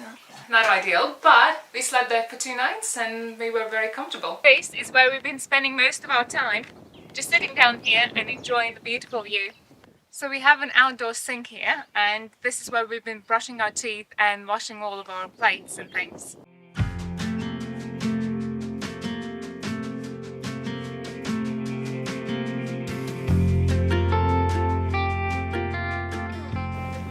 This is the shower. Michael tried it out. It's not exactly ideal. The water is heated up by the sun, but the problem is that during the day it gets too hot, it goes boiling, and as soon as the sun starts to go down, it goes freezing again. 0 out of 10 for the shower system, I'm afraid. He needs to mix the hot and cold. And here is our toilet. So it's pretty basic. It's a compost toilet. You do your business into the hole, it just drops down, then you put some wood shavings on top of it, and job's done. It's completely full. I still have a bag on my back that's going to go in it, and a watermelon. Well, we seem to do it every single time. Every time. So, okay, this one is unfortunately going to have to come out, so is that. it's like a jigsaw puzzle. It is like a jigsaw puzzle, this. Every single time you have to work it out how to put it in. Oh, this jigsaw puzzle gets harder. So the fun is going to be now getting out of here, especially reversing out of here. Scoping this out, I should just be able to go straight now and turn. I don't think we're going to get up that. I not think we're going to get up that. Well, hopefully we will. No, we're not. Oh, wow. No, we're not getting up it.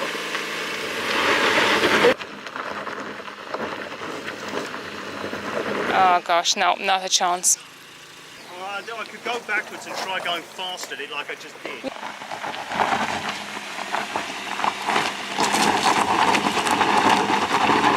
And it goes much, much higher and even steeper still.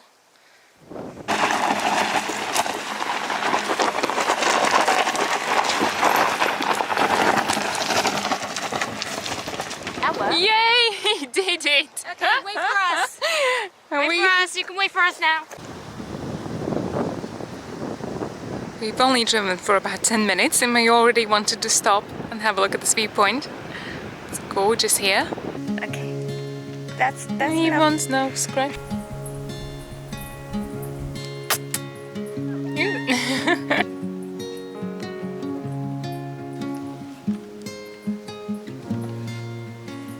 There's a lot of animals. There's a Rottweiler, puppy, and a black dog, and I don't know where the white one is gone. There's just animals everywhere.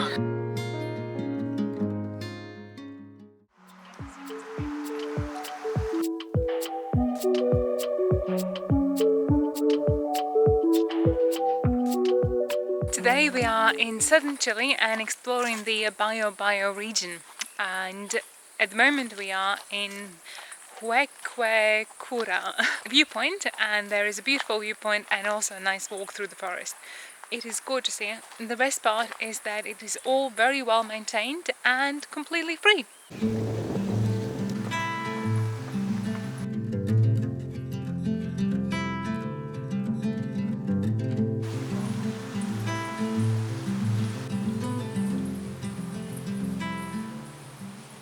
Wow, that is huge! It's massive.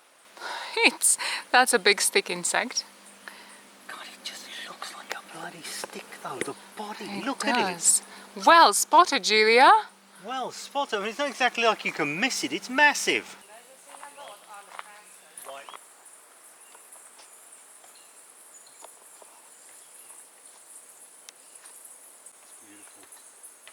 What about Julia, the beetle?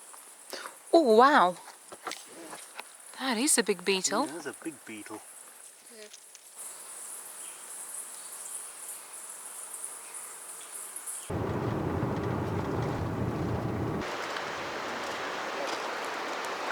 The goats are just all heading at our car.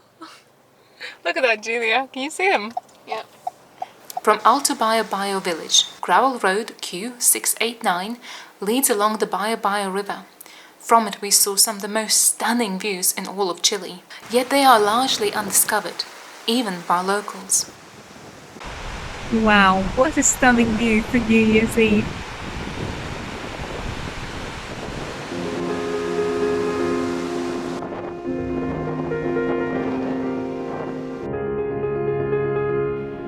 Wow, that is quite some view. Wow. I think these might be our first glaciers in Chile.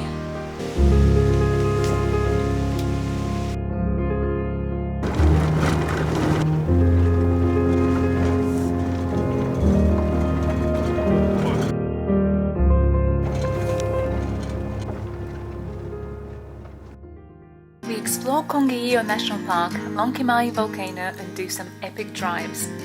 We start off with a visit to Malalcahuello National Reserve and Lonquimay volcano, which last erupted on Christmas Day in 1988, and the eruption lasted for 13 months.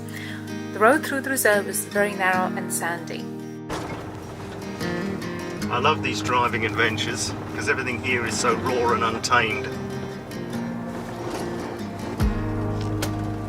Wow. Looks like it's getting worse. That's really bad. I'm not sure this is a good idea. Definitely don't want to slide here. Here we are. Yep. We're sliding. So we are driving very close to a volcano here, and yes, they have made a road in the middle of a lava flow, which is quite eerie, and a volcano right next to us on the left.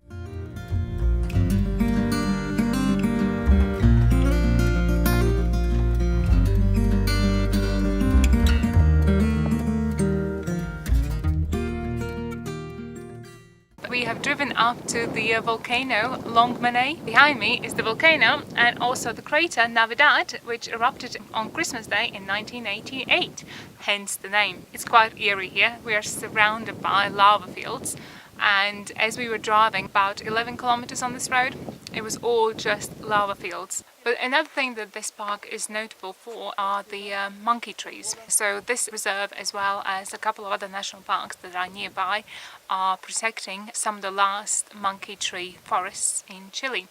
They used to be widespread throughout Chile, but because of deforestation and farming, they've been mainly destroyed. Did we make a wrong turning somewhere? Seems to be a sign for Alaska. There's another one.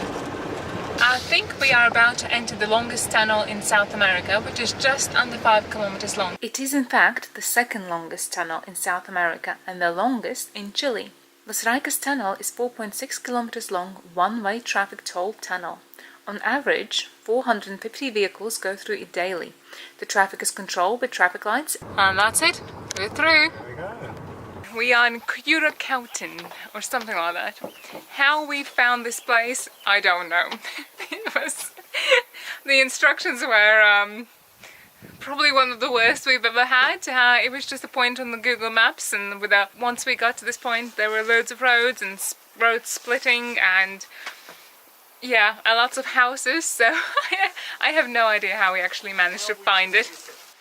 When you see a field on your left, turn in there and just keep going, even though it looks like you're just driving into nowhere.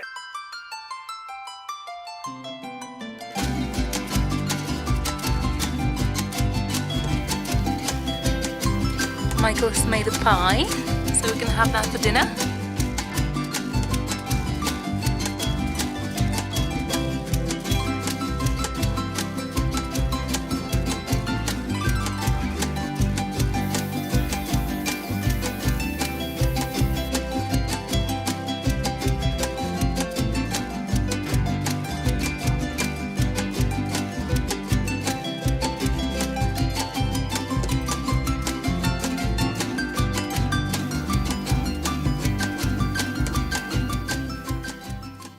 We've just come to Conguilo National Park. It is a very well-known park, this. It was even in our national parks on Disney that Barack Obama presented.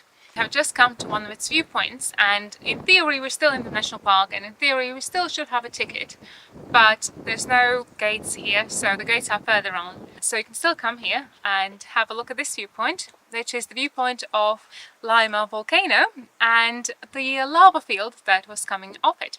Llaima volcano is one of the most active volcanoes in Chile. Its last major eruption was in 1994, but there have been several smaller eruptions since, including January 1st, 2008 eruption, when the volcano released a 3,000-meter high smoke column and hundreds evacuated, and April 5th, 2009, when Llaima released pyroclastic flows, ash and lava. You can even see trees inside the lava flow, so it must have destroyed all of these trees. And it's a shame there's a few bits of rubbish there. That's the viewpoint, but there's even some lava on the other side of the road. So they must have created this road after the lava eruption. We're going to try and go to the Conguilo National Park today. The problem is that you have to buy tickets online and their site isn't working. We're going to try and drive. They do sell about 100 tickets at the gates every day, so if they haven't sold them yet, hopefully we'll get in. These are wasp nests. One there. And there's two there. We've absolutely been loving this house. It's a gorgeous, gorgeous place. It's very comfortable. It has everything we need. But yesterday was our 5th night, and as we were going to sleep, we noticed a load of termites crawling up on the walls, the floor, everywhere.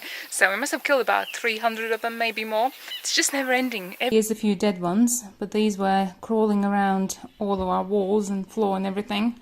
In their hundreds last night. We just spray everything with this thing. I'm going to potentially have termites on them now. Yeah, there was a termite crawling on Michael's shirt. I checked these clothes thoroughly before I put it on. I didn't just put it on. That's disgusting. Yeah, it is. There's a termite on Michael's socks. This is the 2008 eruption zone. I think it was New Year's Day when it went bang. So we are in Conguilo National Park now. We got here, I tried to explain in my very broken Spanish that we couldn't buy the tickets. It was the same two people that we spoke to yesterday, and my non-existent Spanish and their non-existent English. And he just goes, "Where are you from? How many of you? Go." So we got in for free. That's one thing we really like about Chile are the Chileans. They are just the nicest Super people nice we have people. ever met. They The word chill must have come from Chile. Yeah.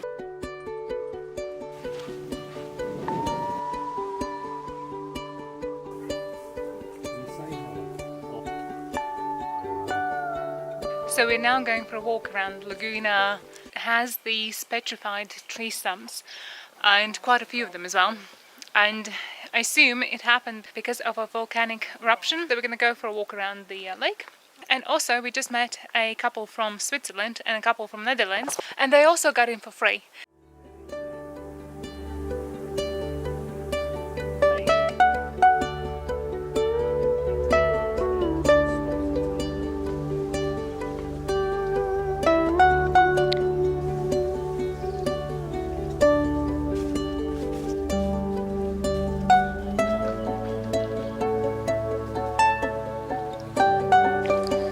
Quite muddy now ahead. Yeah, this is really muddy. Okay, you're going to have to step into that. Step there.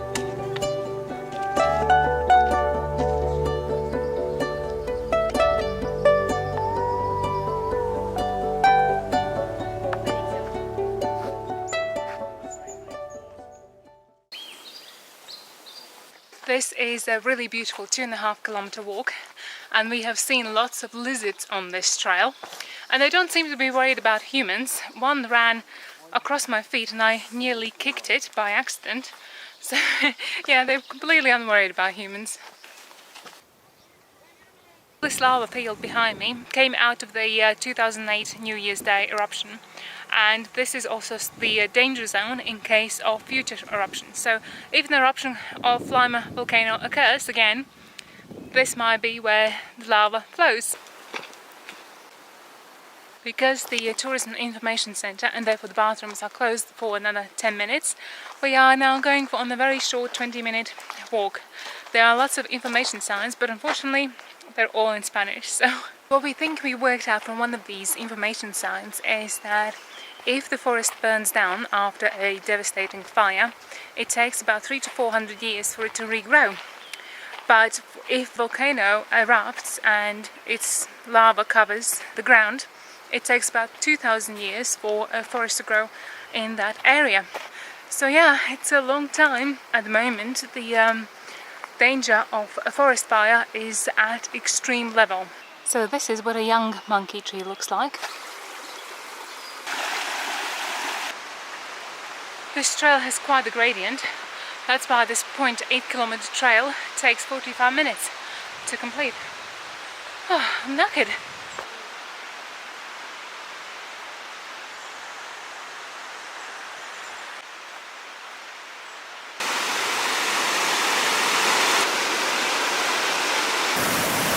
We then drove on through the park, stopping at a few quick viewpoints. We left the Conguilo National Park and we're now taking a very long 3-hour plus road along gravel roads in terrible condition back round to our Airbnb. Did you just take a picture of that? An hour to do 37 kilometers. Yes. Well, they are good fun though. Just as long as the car stays in one piece. Oh, gosh.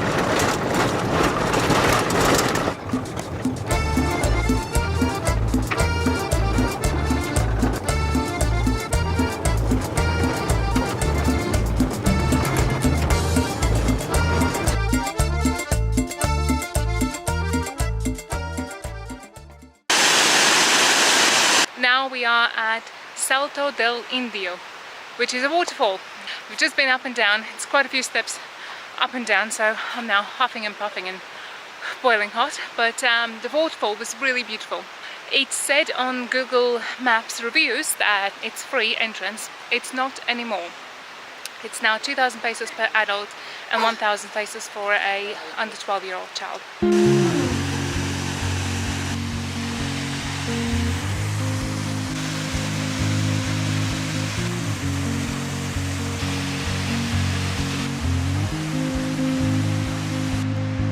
Blue dew, blue moon, kind of mysterious shade of the sun, and not really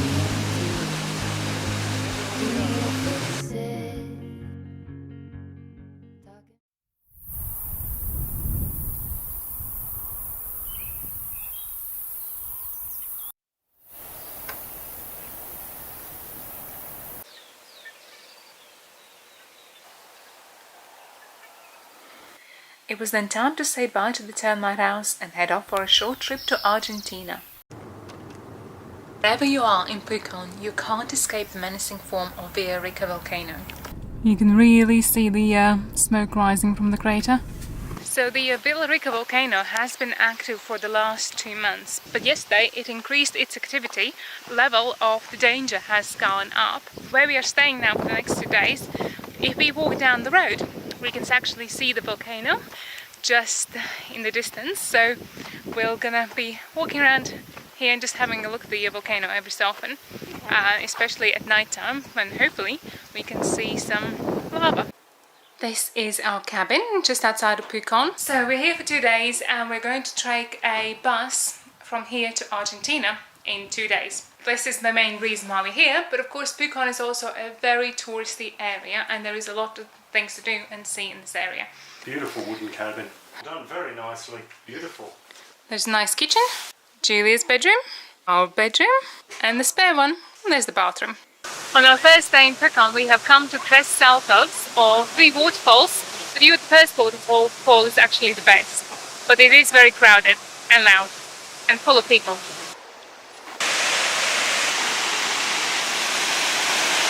The second waterfall is much quieter. There's nobody else here, but you have to climb up quite a steep path, which is very difficult to do in the summer heat.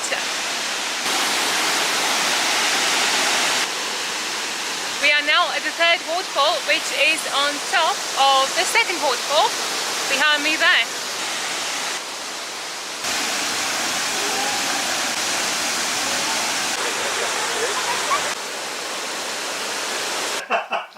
Where did he go? Must have run straight back out again. Must have. The chicken just came in.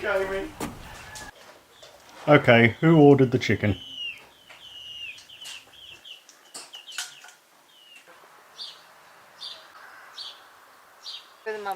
Polar bear. You're a big dog. A polar bear. He's like a polar bear. Oh, it is so hot. It's now 9 PM I think, and it's still just way too hot inside.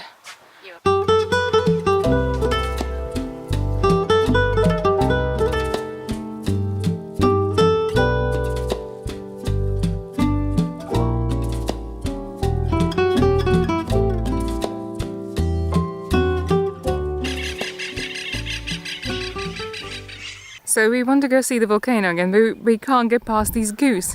They just started chasing us. Yeah.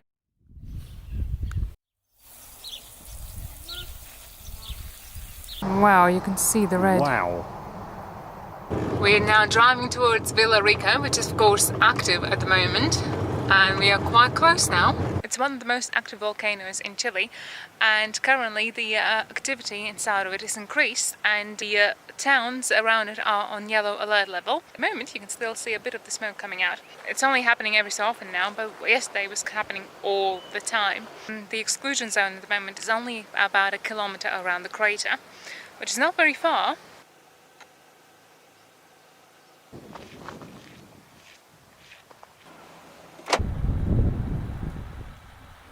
So that is it for our time in Pucón. It was a very brief visit, but we mainly came here so that we can take a bus to Argentina. When you arrive in Chile, you get a 90-day visa given to you.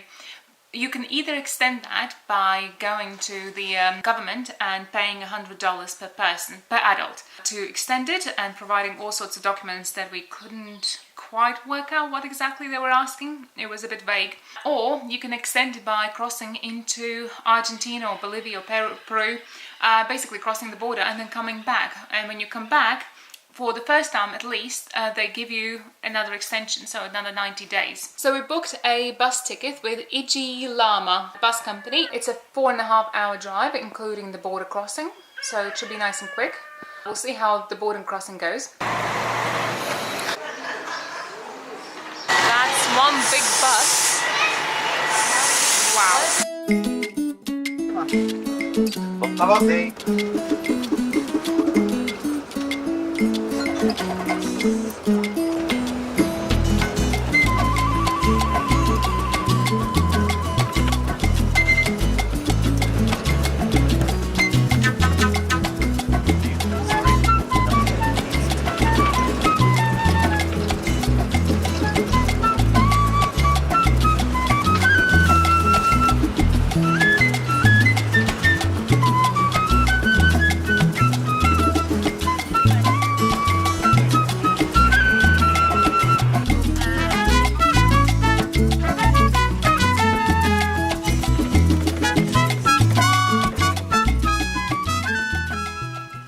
We're in Argentina now, and wow, what a view!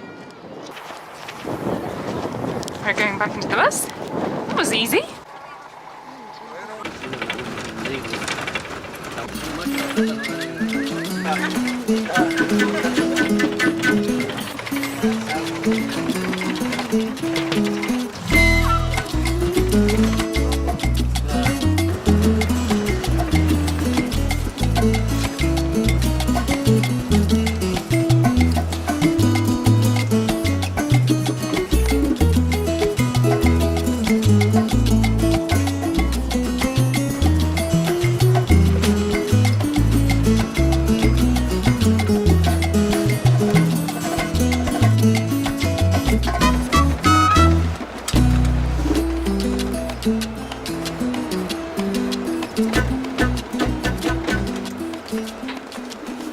None of our SIM cards work in Argentina, so we're currently standing at a pathway and next to the library.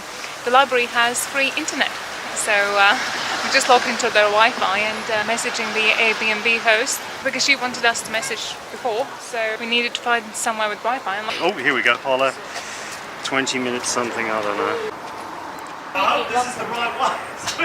You can't get out that gate. That is dangerous. You need a key for the gate. We think we're in the right place, hopefully. The lady isn't here yet. But you need a key to get out. That is so dangerous. You could get in, but not get out. So it's quite well past the time when she was supposed to meet us. And we don't know what to do. We are in. This is our apartment. There's not much to it. Your money does not get you a lot here in Argentina, at least not in San Martin. There's a small lounging kitchen and then a bedroom. This is Julie's room, £100 a night. Well, we're in Argentina at least, so we've just come to Pizza Cala to have dinner. The wind is blowing a hoolie. The wind is heading that way, so do that. Okay. Cheers. Cheers. Tell when you're putting on.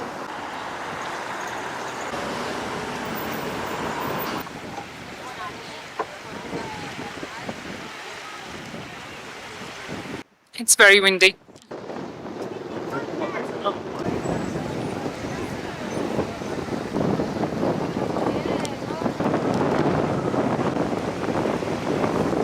Now that we are away from the lake, it is much warmer, but by the lake it was so windy. We struggled to eat our lunch there. Julie's hot chocolate, churros. So we've ended up in Dublin Bar, apparently. And we've got some beer, got a litre of beer. Julia got chocolate and churros. So we should be set for the next hour. Cheers!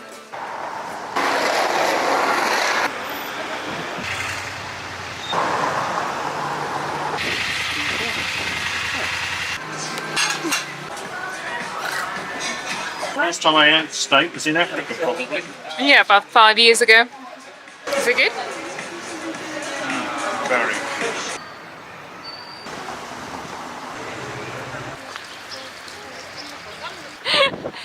It is so windy.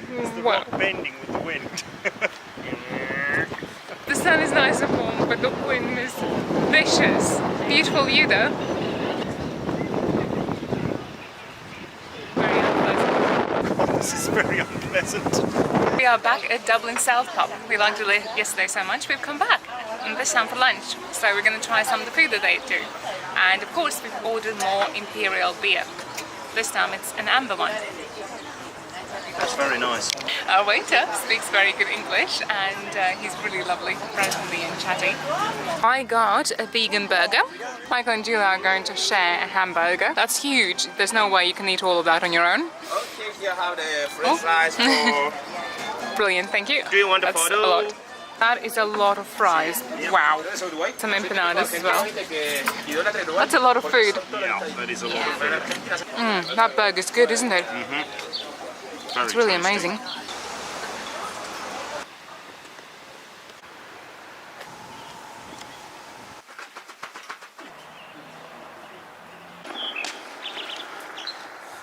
We are catching a 6:30 AM bus, so it's just before 6 AM.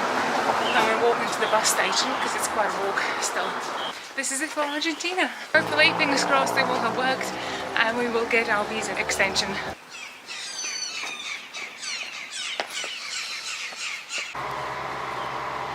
Now we're just sat at the bus station. I think now I'm beginning to feel a bit shell-shocked. Yeah. I think the adrenaline just got us going. Is it?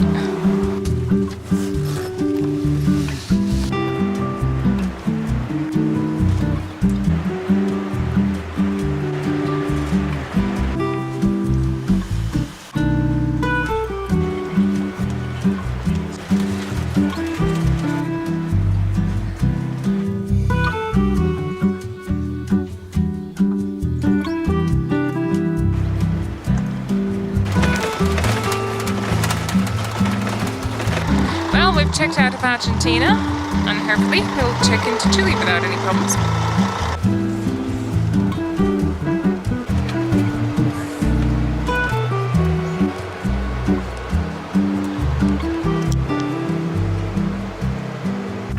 are back and I can see the car. That was really easy 3 days in Argentina. The ride was easy. The driver drove well. The driver drove very well.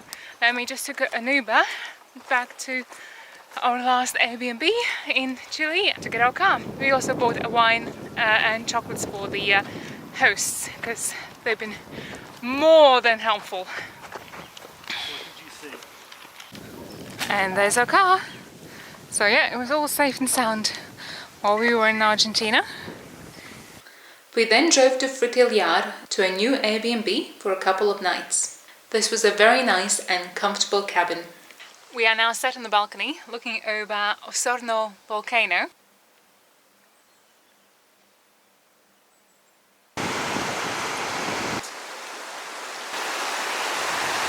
We are now walking to Salto las Cascadas. There's just loads of these like flies or beetles that are that size following us and everybody else.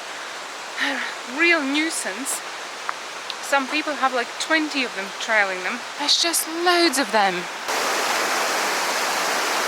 There's one there flying around me. It's just landing on me. Yeah, you have to keep moving.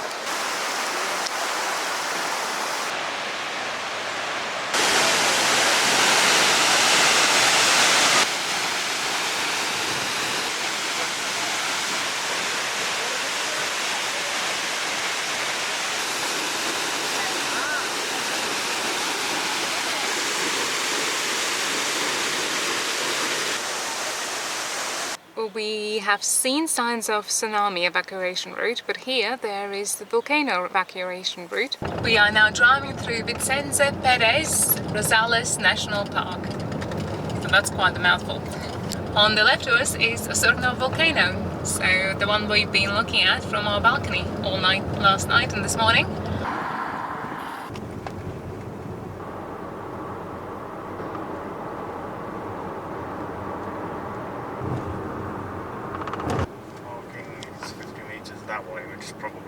Completely full by the looks of it.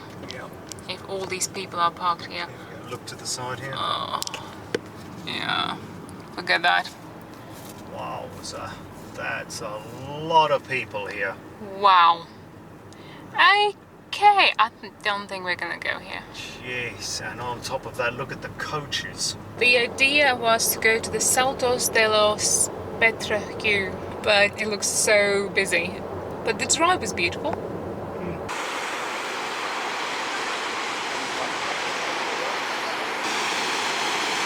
Just down the road from the entrance to the waterfalls is a beautiful viewpoint of the river, and if you can't get inside or you don't want to pay the price, this is a good point to stop at and enjoy the view.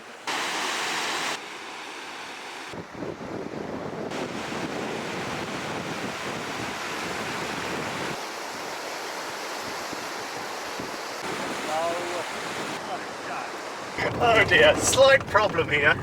Yeah, so this isn't the motorway. Yes, Google thinks we're on the motorway. It took us down this road, which doesn't seem to have access onto the motorway. This is the road you go on if you don't want to pay the toll. This is the best part of the Airbnb because it has amazing views of Osorno volcano on a clear day. And these birds are so noisy. They've been making a racket the whole night long. They woke me up several times in the night with this big racket. They must have been flying around squeaking. It's nature for you. The views of the volcano are amazing here.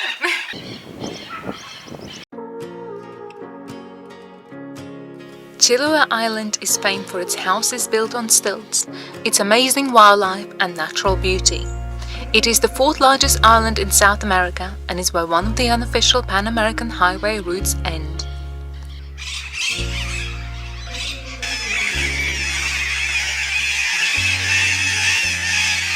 We are now off to Chiloé Island, which should be very exciting. You can get to Chiloé Island from mainland via a very short ferry ride. There are ferries to Chiloé Island every half an hour, so they're going very frequently. It's a very small ferry from what I can see.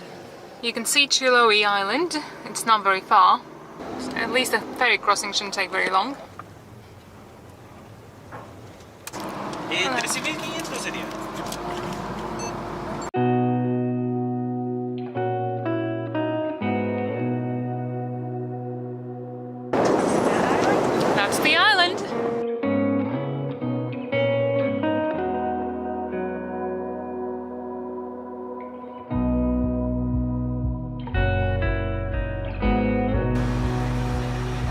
interesting way to get on and off the ferry. And it's at an angle so that it can land against it. Wow.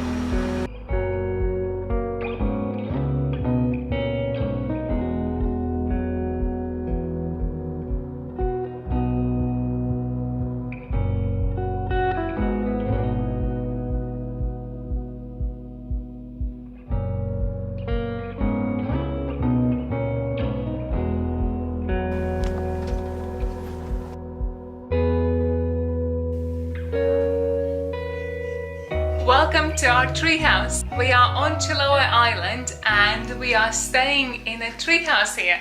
We have incredible views over a river. Toilets are about 100 meters away from our cabin.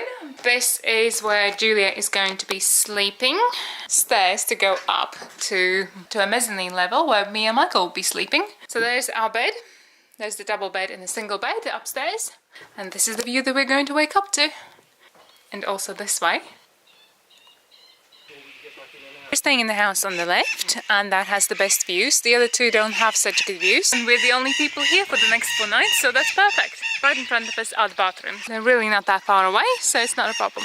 We do have quite a walk to the car because it's quite far away by those houses over there. And there's a couple of crazy doggies.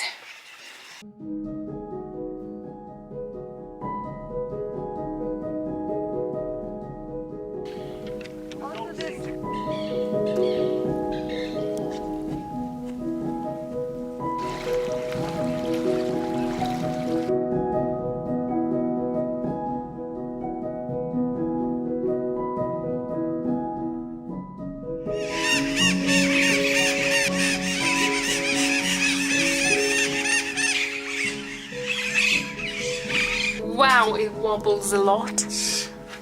Really does, doesn't it?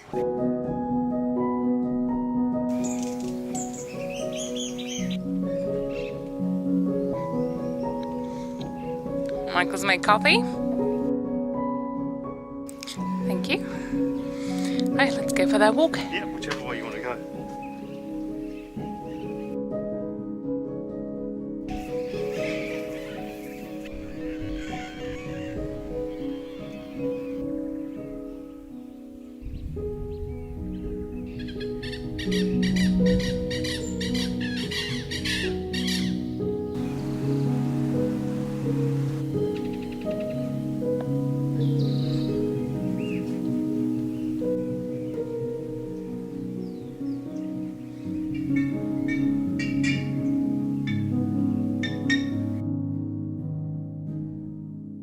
We are now in north of Chiloé Island and we have come to see the most popular thing to do here on the island, and that is to go and see penguins. So we're going to go hop on the boat now and going to see 3 islands that the penguins nest on, so hopefully we'll be able to spot a few. Islets of Puñihuil is the only place in the world where Humboldt and Magellanic penguins live together. We're all suited up now and ready to go.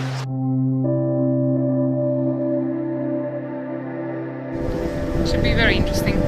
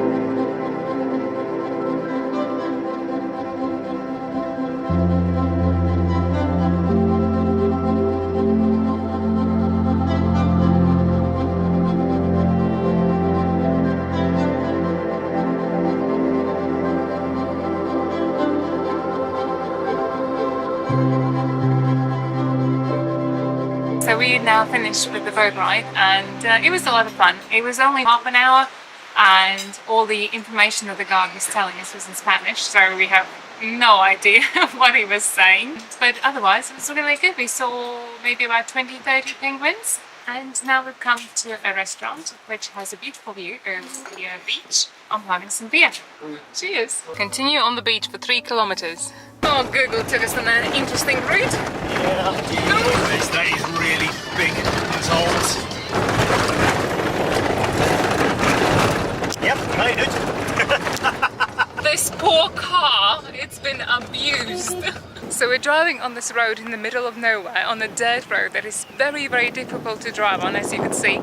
And there is a place that sells empanadas and chips, so of course we've stopped to get some. It's funny how they're just in the middle of nowhere. I mean, we literally are nowhere. The dirt road that we struggle to get on. 45-degree angles on a dirt road.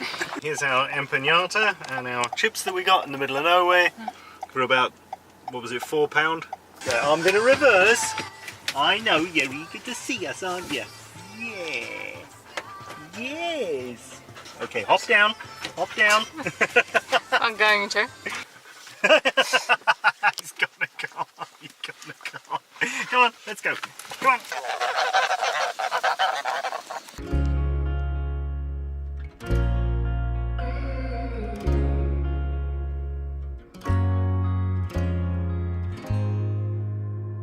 Julia spotted a big stick insect just outside of our front door.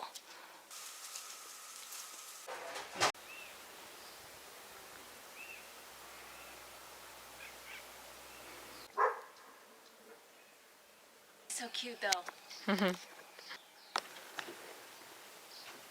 where do you want to go?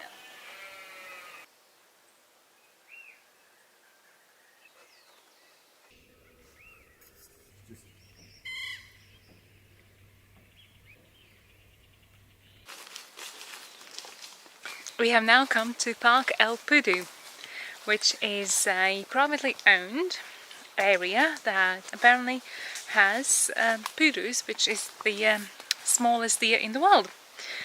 And there are quite a few of them on this island, but we haven't seen any because usually they are in very foresty areas far away from human activity. If we see any here, it will be awesome.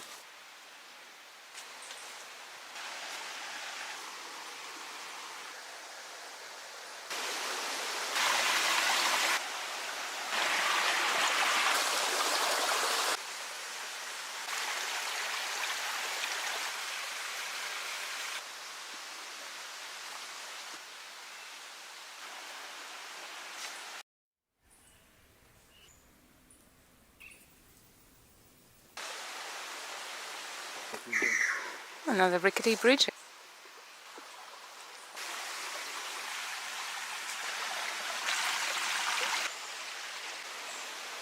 I love sounds of the forest, from the birds, the streams, trying to spot Pudú.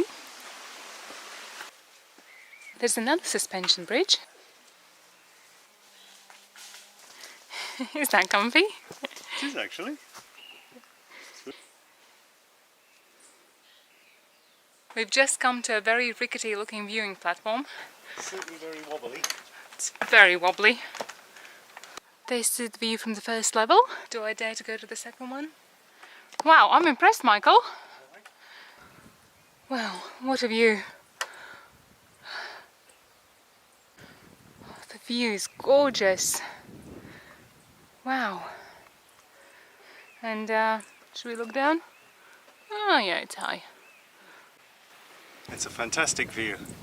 It's a bit rickety, this thing, but not like the sort of platforms we're used to climbing up.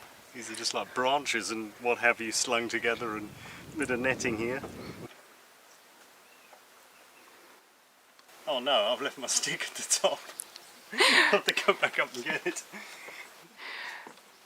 Oh dear. This bridge is collapsed, unfortunately.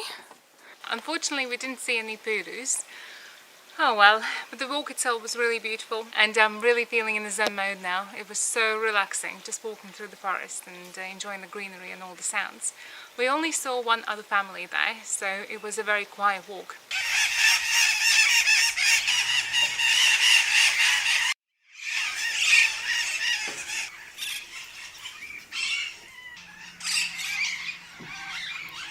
leaving Chiloé Island and we're heading to northern Patagonia, and we've got 4 ferries to take, including a 2 AM one.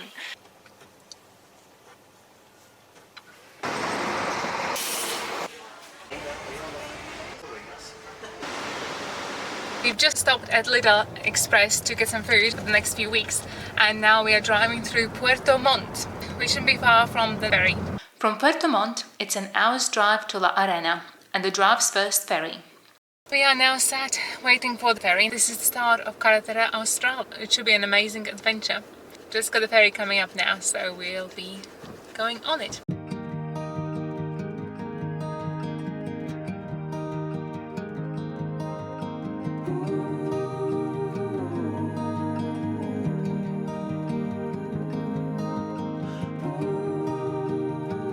The second ferry is in 3 parts. A ferry first leaves from Horno and goes for 3.5 hours. Then there is a 20-minute drive and another 45-minute long ferry.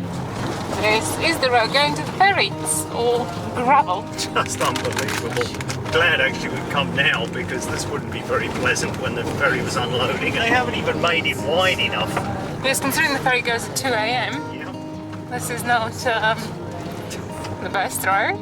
No. I think Google Maps has led us astray. We're now pretty sure that the ferry is actually going from the town of Horno and not from here, middle of nowhere. So we're now driving back to the town, and it is now 8:45, so it's going to be dark soon.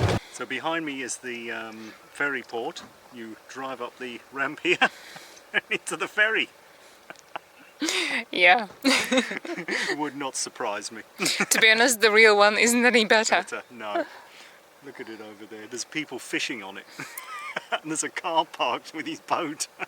Okay, so that looks like the only indication that this might be a ferry port. Just stopped in a cafe and thought we'd have a small slice of cake. Yes. They're a bit stingy with the portion. It's bigger than your head. It is now 1:24 AM and the ferry is now here, and we'll be boarding soon, hopefully. I'm hoping to get a little bit of sleep on the ferry. I think you're quite delirious though. Probably. Yeah. Where are we? We didn't need to show any tickets when we boarded. They just look your number plate up. That's easy. Yep. The ferry turned up 30 minutes before leaving, and we started boarding 10 minutes before. When you book, there are 2 options. You can book the commercial ferry, which is more expensive and goes at night. This was the only option available for us on the way there. But on the way back, we booked early enough to get the subsidized ferry that is cheaper and goes during the day. Dozens of cars driving on a gravel road. What could possibly go wrong? In the dark. In the dark. Probably with great big potholes. And nobody's going to stick to 30. But the problem is I have to keep with the traffic because we need to know where they're going.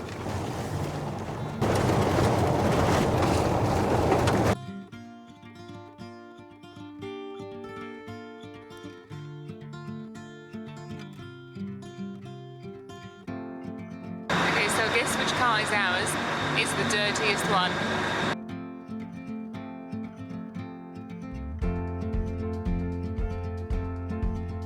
Despite being really tired, I loved standing on the dock and looking over the fjords.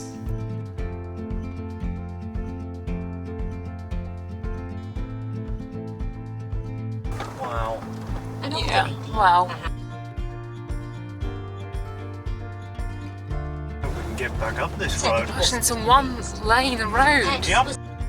That's the other thing. All the traffic for the ferry coming up here, and it's a 1-lane, very slippery, muddy, unpaved road. Brilliant.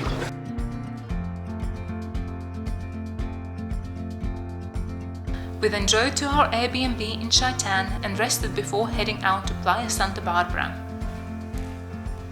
We have now come to Playa Santa Bárbara, and it is such a stunning beach here. You have this kind of mountain on the other side of the beach, and the beach itself is backed by a rainforest, and the sand is all black sand, so from a volcano.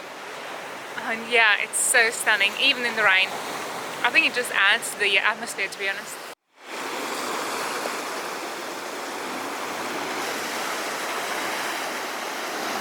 Well, I don't know what exactly I saw, but it was possibly a dolphin maybe. All I saw was its fin coming out and it was sort of, it's disappeared now.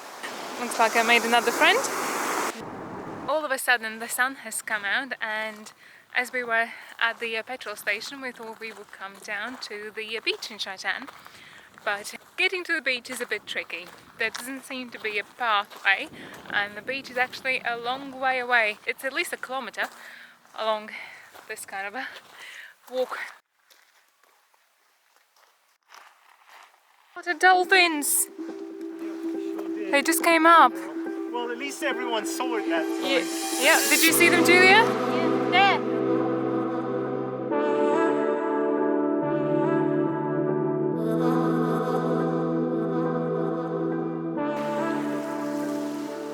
This is just surreal. We have just come to the beach and there are dolphins playing in the bay. They're not too far away from us either.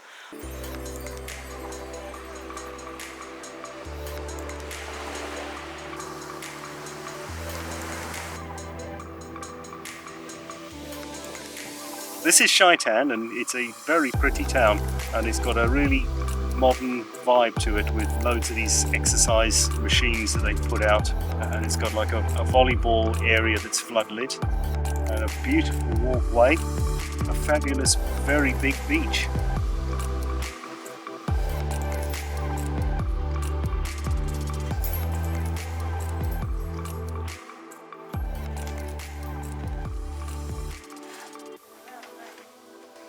This is a nice, modern, clean cabin in the woods with nice big windows at the front so that you take full advantage of the outside and good flood lighting. At the front it's got the 2 bedrooms which have got big windows onto the woods, and it's got a lounge, kitchen, dining area in between the two with again nice big windows leading onto it with the door in the middle. So the very back is the toilet, bathroom, but there's no bath in there. It's a shower, toilet area, very nicely done, very good hot water, very comfortable, very clean, a very nice pleasant stay, good privacy as well from it, and fairly good location at just 20 kilometers from the main town, Chaitan, which is a very beautiful town with a very nice beach. It has been a really nice few days, and this property, there are some beautiful areas in Chaitan, and by the looks of it there are some amazing walks you can do as well, especially to the Chaitan volcano, which erupted in 2008, and before that it wasn't even known as a volcano. The locals thought it was just a hill. When driving the Carretera Austral, you have to take into account the fact that the drive is likely to take around 20% longer than Google Maps says. Yep. That's why it's saying 86 kilometers is going to take an hour and 39 minutes. Yep. Yep, that's why. Back to gravel road. Back to gravel road and 40-50 kilometers an hour. It's due to the narrow back gravel roads, potholes, switchbacks and roadworks. The usual with Airbnbs in Chile. For starters, the lady that runs this current Airbnb that we're trying to find now wouldn't respond and wouldn't tell us where it is actually located and how to get to it. And then she told us to go to the museum in Villa Santa Honda. Go to the museum and sit by the flagpole, I think is what she said. Yes. And then call her. And then call her, which she can't speak English, we can't speak Spanish. Oh, I don't know why they make it so difficult. Pretty derelict as well. You've got to be kidding. I mean, that looks derelict. I don't know if it's coming up in the video. If I push this wall, it will fall over if I push it hard. And when you move, the whole place moves. The bathroom window doesn't even shut, so God knows what's going to happen now. We'll have to get all the crawlies coming in at night. That's supposed to be the drawer. Look, one was over the top of the other one. Oh, really? Good grief. Really? Yeah, that's pretty wild. We wasted half of yesterday arguing with her where the hell the place was, and then we turn up today and this is what you're faced with. There's another thing I found. If you move the bathroom mat, the tiles are gone. And they've just left it like that. And I think underneath that is the hole, because I think it's just basically planks of wood is what's holding this house. Oh well. 2 nights, that's all it is. It's not much better than this place. No. That was the one we were laughing at.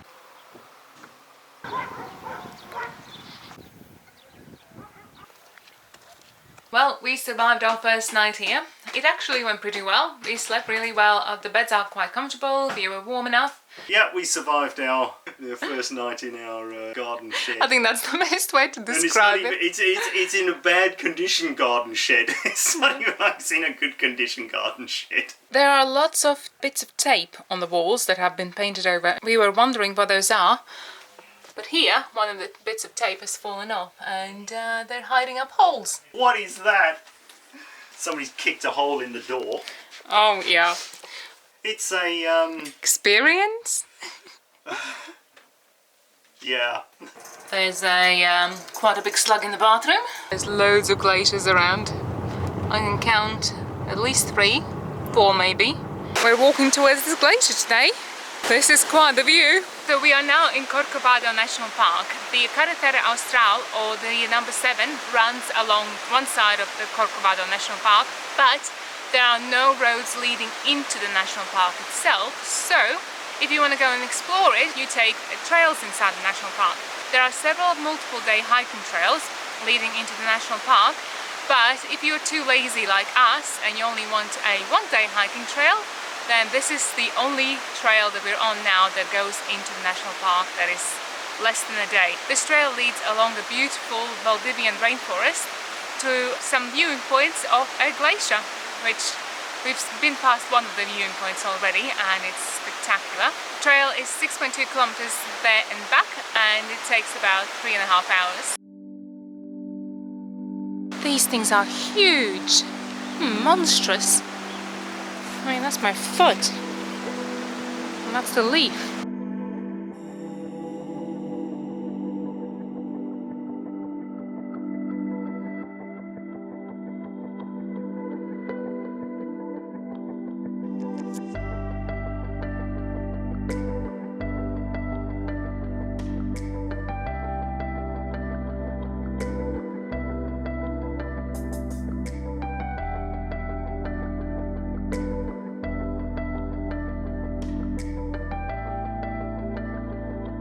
It is really hot today and I'm wearing black jeans, which was not the greatest idea for a hike, as it turns out.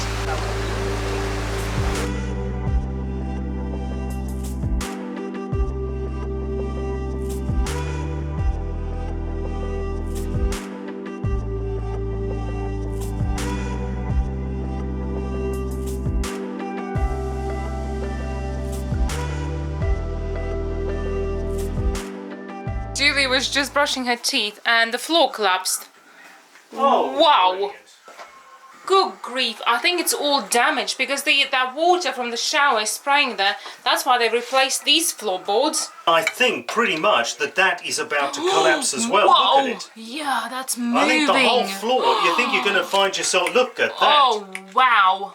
It's a good thing Julia didn't go through the bloody floor. We're now brushing our teeth in the kitchen. We are all slightly terrified of going to the toilet because imagine sitting on the loo or standing next to it with your pants down and then falling through the floor. That's a real possibility here. A real possibility, there's no joke there. You can really see the hole now that it's light, and that is basically the floor. So the whole floor must be these rotten pieces of wood. So I would think the whole house is going to collapse at some point. We have a 6-hour drive today, so we better crack on.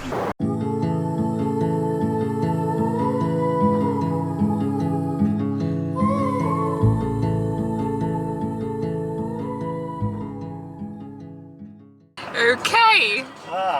Only Indians have been moving. Cows stopping this way. Yeah.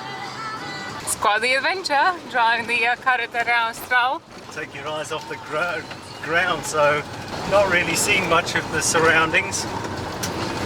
That's the downside. This might take a very long time if we sit behind these lorries. This road is now zigzagging up. And we have no chance of passing those lorries for quite a while, and they're going at what, 10 miles an hour now? 10 kilometers an hour? Kilometers, yeah, not miles. Yeah, so this might take a while. Yeah. You just hope there isn't a lorry coming the down. other way? You had to Because there say is that, didn't you? absolutely zero chance of them passing each other. You had to say that. There it is. Yes, there's another There's lorry. the lorry. Oh, this is interesting.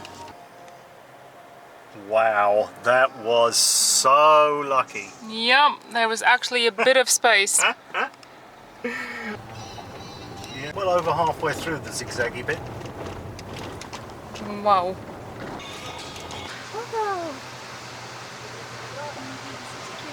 Okay, and he's gonna fall over. He's falling over.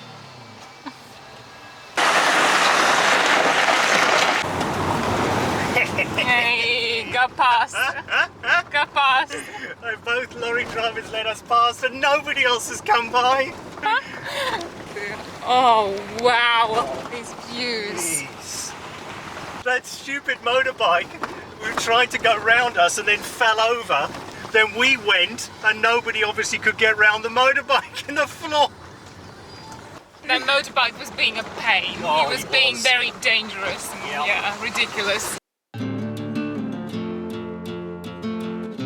This is stunning.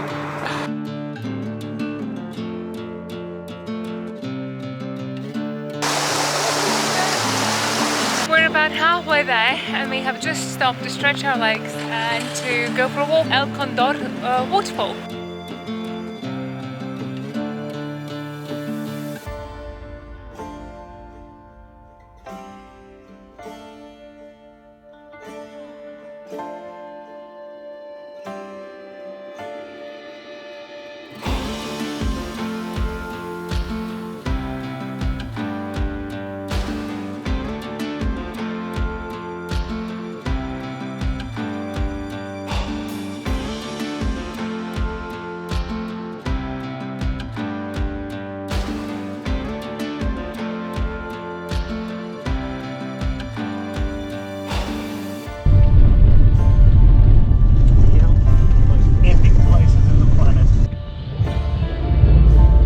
These two mountain peaks look like a pair of feet, especially the one on the left. You can actually count toes up.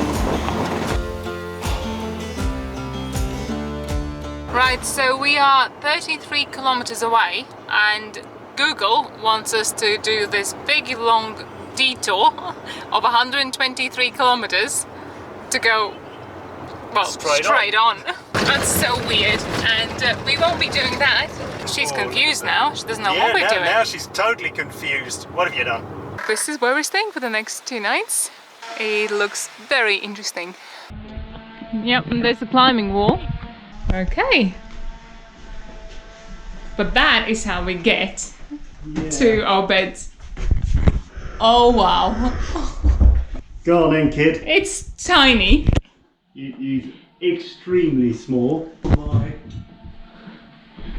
At least you can lean on the wall as you go up. Oh, that is interesting. You can pull the bunk, the bottom bunk out, but the problem is... As long as you're very thin. You have to be very thin. There you go, Julia, can you fit on that? Look at that. It goes straight down and very low down, and it is not easy to climb on these ladders. Oh, the bathroom looks perfectly nice. Oh gosh, this is terrifying. No, can you do first? Wine. Okay, let's get the wine first. Of course. Got wine given to us, so of course we're gonna have to drink it. If you're rude. It will be rude, yes. Panic over. Found the corkscrew. Found the corkscrew. God, that was nearly panic then. No corkscrew. And no wine. A bottle of wine. That's taking the mickey. As long as we don't fall through the floor on this one, that'll be alright. Yeah. Cheers.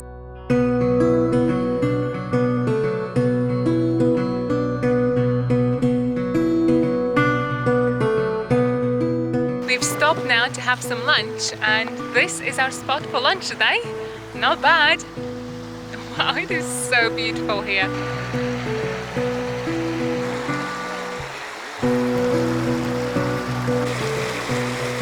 What an epic place to have lunch.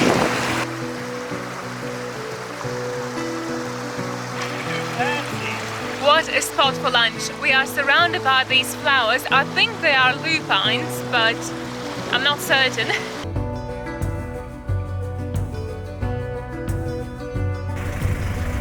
this is the deer that we just saw.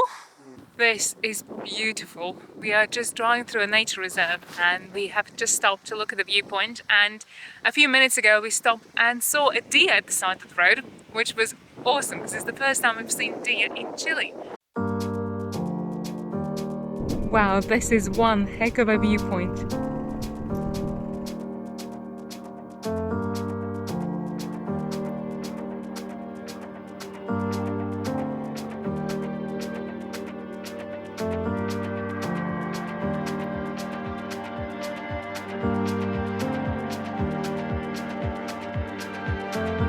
Wow, this is one heck of a viewpoint.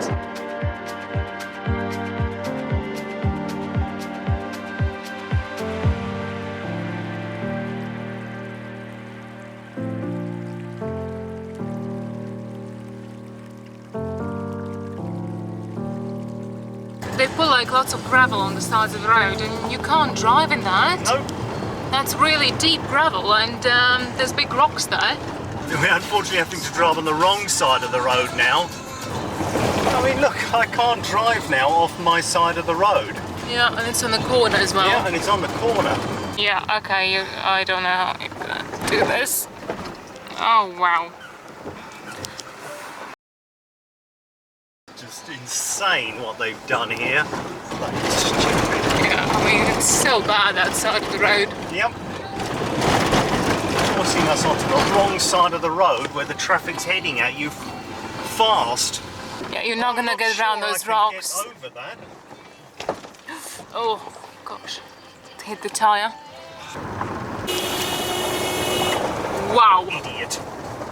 He was an idiot. My God. He was going extremely fast and slipping and sliding everywhere on gravel road. Yeah. That's the roadworks vehicle. Yeah, way too fast for this road. Yeah, they are badly flicking stones, them. Yeah. Wow, the colour of this lake is incredible. It's such a deep turquoise colour. We have just stopped to stretch our legs, and because Michael needs to calm his nerves down a little bit before we continue on this very dangerous road. Yeah. Well, there's a lot of work going on in certain areas, so the lorries that are bringing all the material are just driving dangerously. Unbelievable. But it's epic. The views are epic. Views and the everything are driving epic. is terrifying. Yeah. Wow. He's going to kill somebody because of the roadworks. Yep. It's narrowed a lot more. And the oncoming traffic don't seem to appreciate that. Yeah. So they're driving at you like, what are you doing on my side of the road type thing. But most of the time they're driving on our side of the road as well. Yeah, I know, and then half the time they're driving on our side.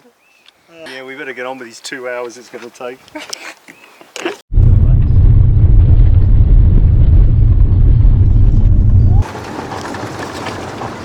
This is what road tripping is all about.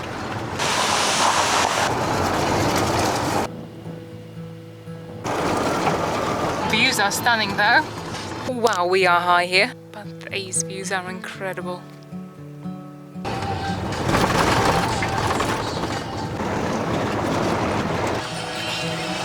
Buggers, these lorries. Wow.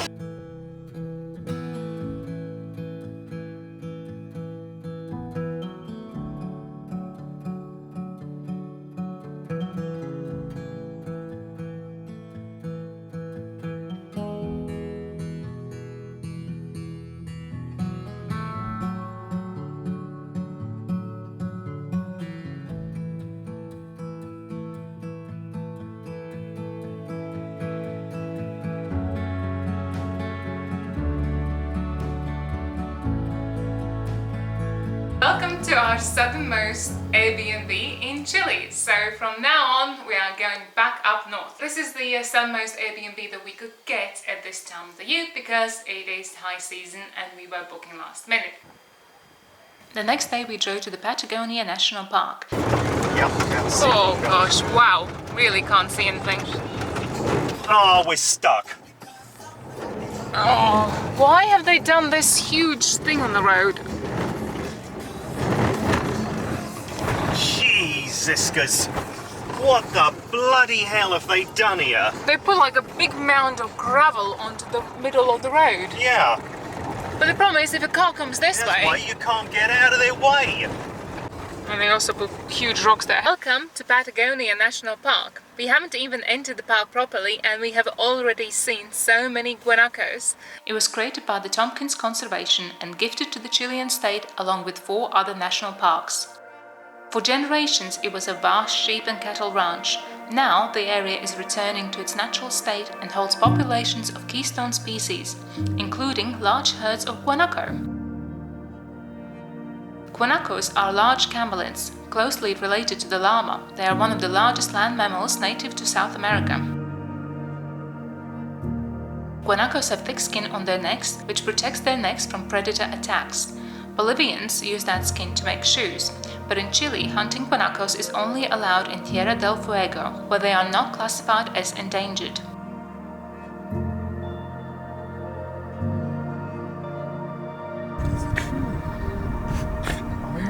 They're fighting.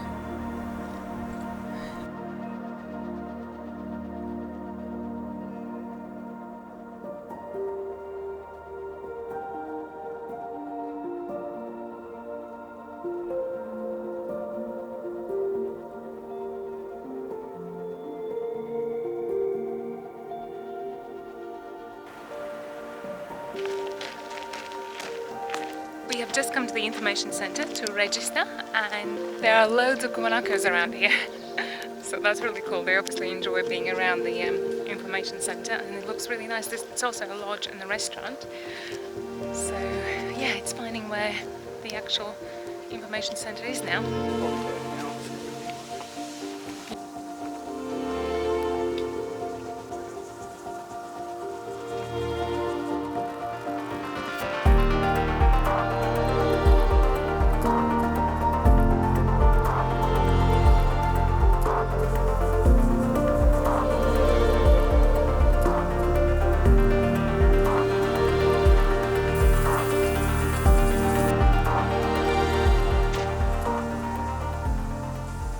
So the best thing about Patagonia National Park is that it is free. They certainly don't seem to be worried about the cars, do they? No. They're quite happy with us being here.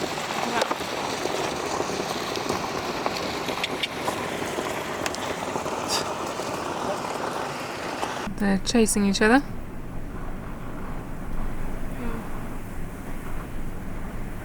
They're really chasing each other. Julia, have a good look. No, I think they are around. fighting, because look, that one now is chasing. Oh, no, no, he's fighting. Yeah, look at them, they're off. Because they like to kick each other in the... Balls.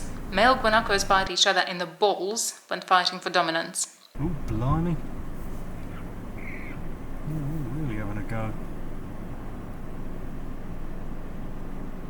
Yeah, I think they are biting each other in the balls. Yep. We're trying to. Yeah, look at them. They're vicious buggers. They are really vicious. Yeah, he really is. And now the one behind him's chasing him.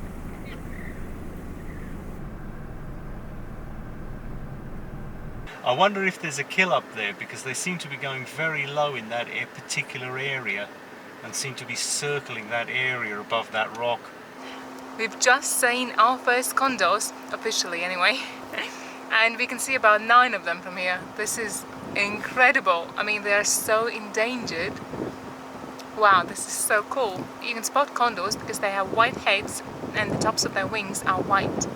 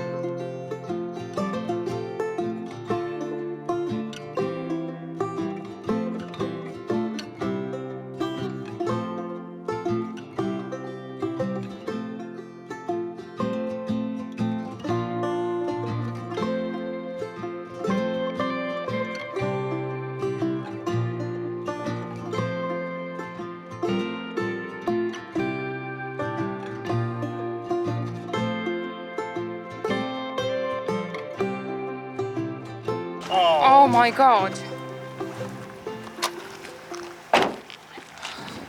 Our tire is destroyed.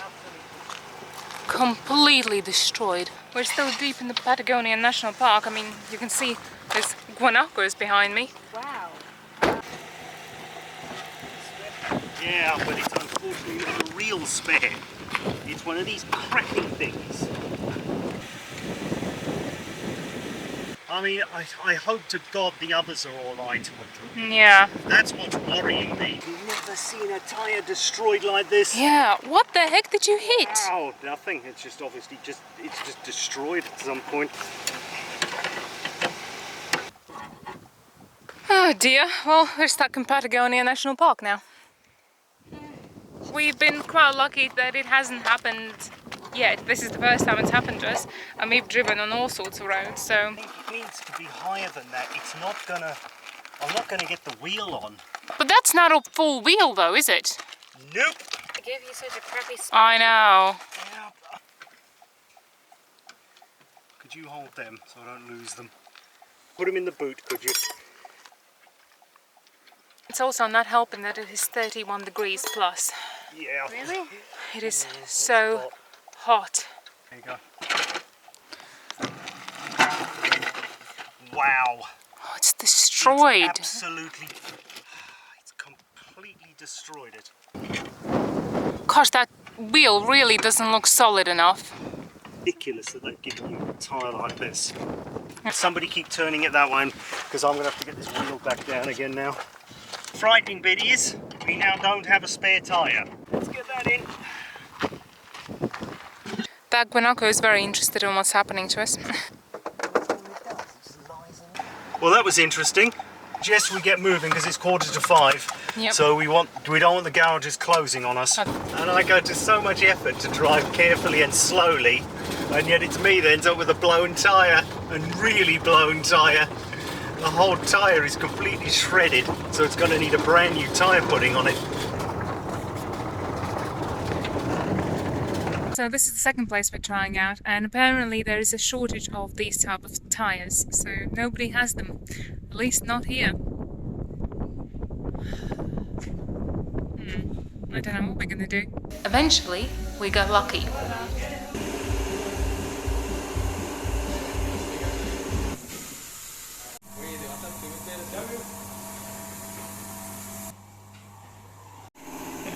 Interesting things we get to do on our travels. Oh yes. Our adventures. We're in a used tyre shop in Chile, in Patagonia. In Patagonia. But yeah, it did surprise me that tyres must be a big problem here. Yep. We must blow them all the time. This is where we are. There's chickens in this shop.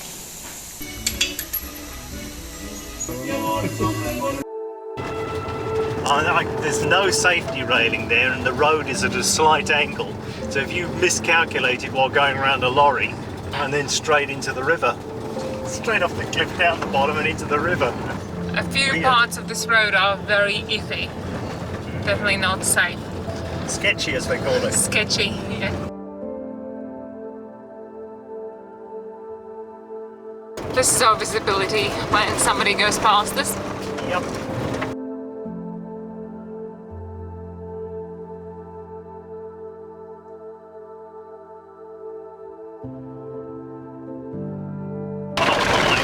Okay, you need to slow down. Oh, wow. We're driving now, what, 15 kilometers an hour?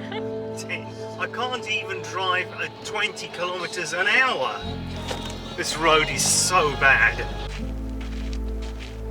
We have finally come out to the area where the Baker River and the Neck River meets, and it's supposed to be really quite spectacular. So it's about 800-meter walk from the car park to there, so we're just doing that, and the sun is boiling hot. We're in Patagonia and it's boiling hot. Just look at that view. It is incredible here.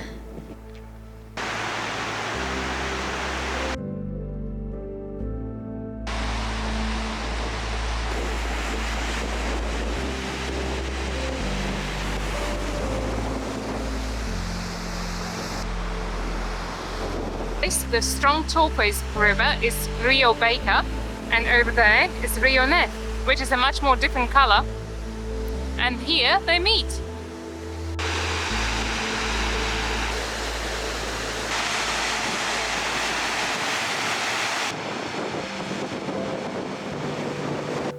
Hot. Wow, it's hot. Yeah. Sweating. Yeah. It's so hot. Let's get the aircon on. It was beautiful though. The view was really stunning.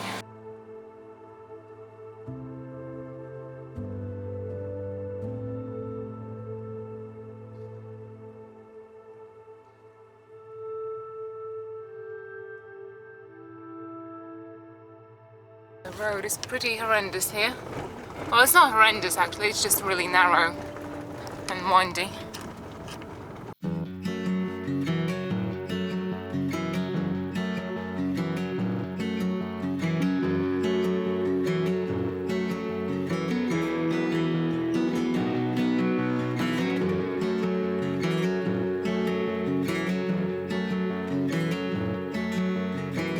We then drove to Cayuqueyo Glacier. You can take guided tours onto the glacier itself, but we were perfectly happy to just enjoy the views of it. The road's getting a bit more challenging.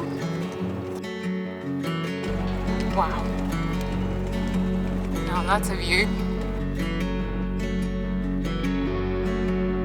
We have managed to speed up 30 kilometers an hour.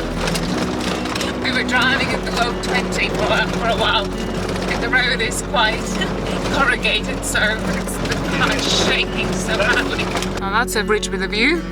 River down there, waterfall over there, and an ice field above.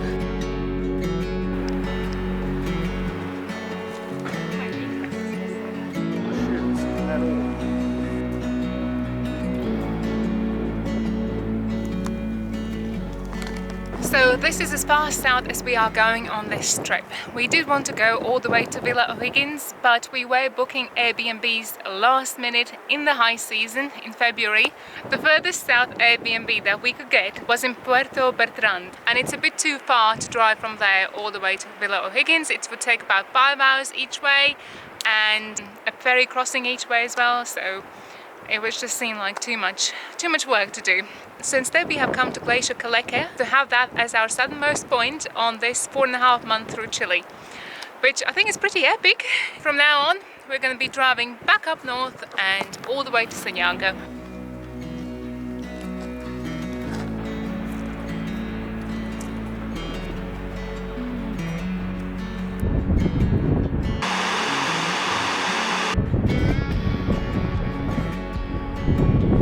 So the glacier is only 45 kilometers away from the main road on Route 7, but it took us over an hour and a half to drive those 45 kilometers. The roads are just so bad here, and to be honest they're like that all through Patagonia. Even the main road, Route 7, is in pretty bad condition for most part, and it just takes a long time to get anywhere.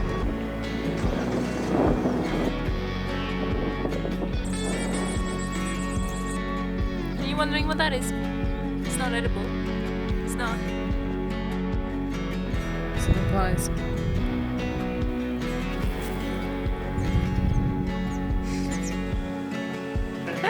Julia just noticed the horse right there. It was his bum on our window. Big horse. That is a big horse.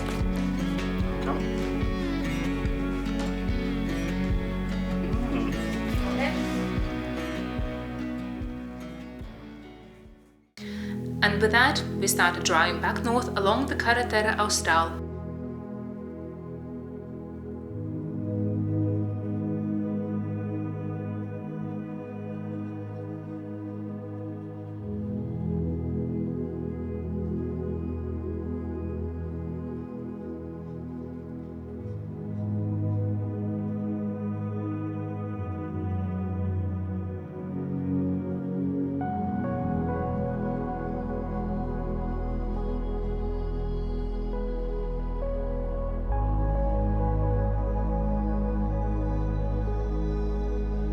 On the way back up, I managed to squeeze in a photo shoot with this lovely couple.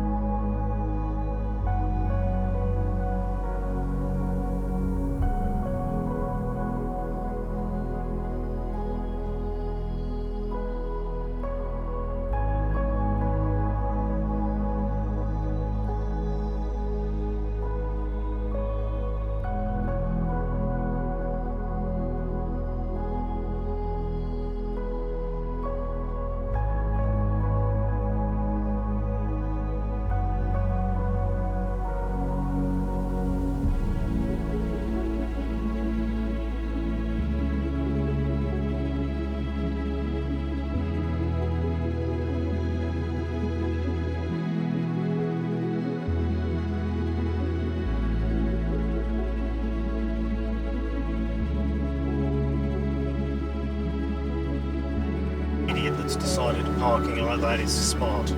Does he not realise that's exactly where the cars coming up are going to go? Oh, pothole, pothole, pothole. Yeah, I can see him. And looks like the van in front is basically stopped. Oh, wow. I don't know anywhere's better. No. I don't think anything makes any difference. Oh gosh. Oh dear. He thinks overtaking here is a great idea. Yeah. Oh, there's a big lorry coming up. There's a big lorry coming up. And the lorry going down. Oh, he's got to get that log up the road. It's very important. Very important log, because there's no logs like that up there.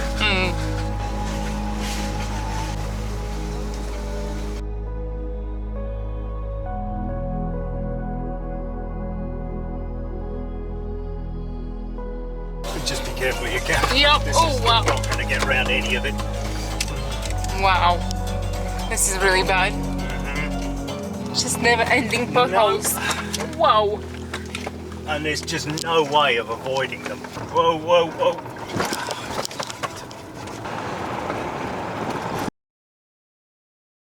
It's a 1 km/h speed limit.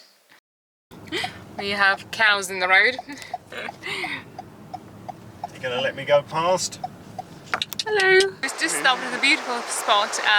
There's a river and mountains, and it's gorgeous, and the sun is shining, and it's finally warm again because it has been freezing for the last week. But look at what some arsehole has done in the beauty spot. The view here is absolutely incredible. It is such a gorgeous spot.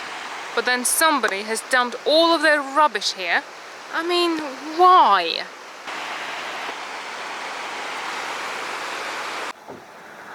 Another glorious spot to stretch our legs out and have a look at the view and enjoy the sunshine. Wow, this place is incredible.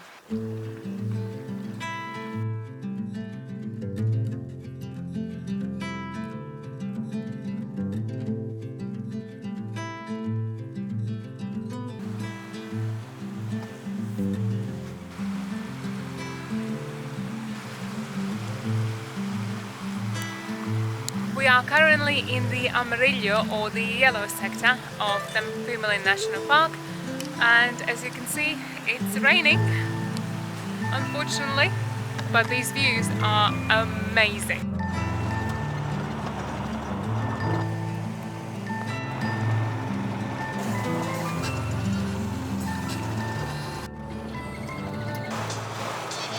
So this is how we upload our YouTube videos in Patagonia. We are just at opposite Copec petrol station, and we have found that they have amazing Wi-Fi, so this is the second petrol station we are using for Wi-Fi. It's time to head back to the ferry, and this time we took the subsidized daytime ferry.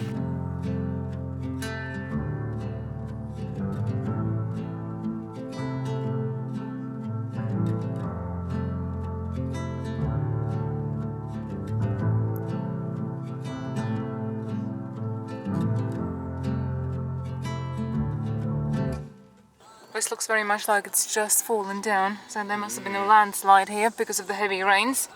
Because look, there's trees and everything. So maybe we were very lucky that we didn't have to go a few days earlier. Yep. No, I mean, unless the road, as you said, collapsed in the rain, because now he's trying to flatten the road out for us. Yeah. Maybe that collapsed. Yep, I think it did, darling. I think this is all collapsed in the rain. Wow. We're bottoming out. We're lucky we didn't come here yesterday and the day before. Yeah. Of a landslide, yeah. Gosh, there must have been lots of landslides then. There were quite a lot of very, very strong rain over the last few days, and especially at night time. We didn't get to film it because it was night, but the rain sounded horrendous as it was falling down onto the roof. And obviously it's caused a lot of problems on dirt roads, because we've now passed 2 landslides and 1 bridge that has collapsed, and that goes onto the ferry, so from Chaitan. And I don't know what they were doing in the last couple of days since the landslides happened, whether the ferries were even running, because this is the only road on and off the ferry. So yeah.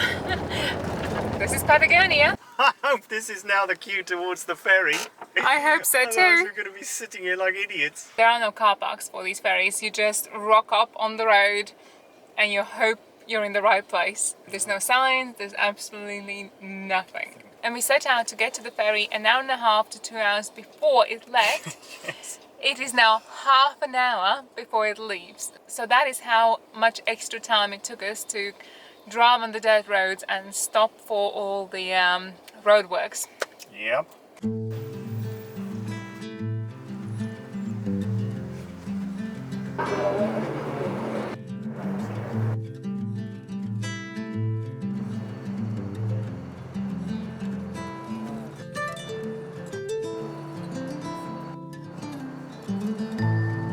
Finally on the ferry, after quite a few detours with the roadworks and quite a few delays, with the roadworks, it looked like half the roads had collapsed, but yeah, we've got here. We should have been here hours, plenty of hours early, but as it was, we turned up, sat in the queue for about 5 minutes, then drove straight on. So now drinking coffee.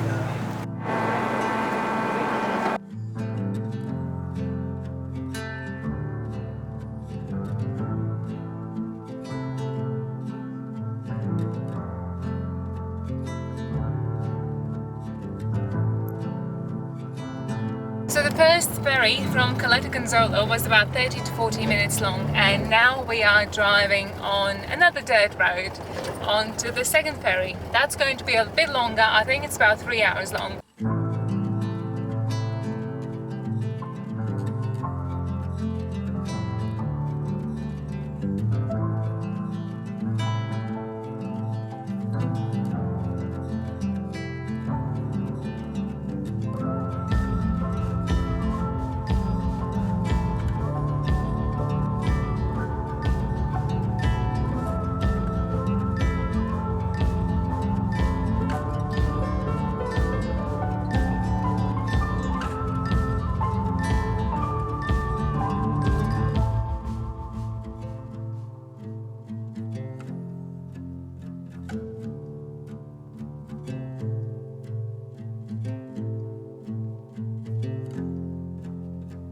We then took a detour off of Carretera Austral to follow the coastal road W609, which was very much worth it. It was a beautiful road.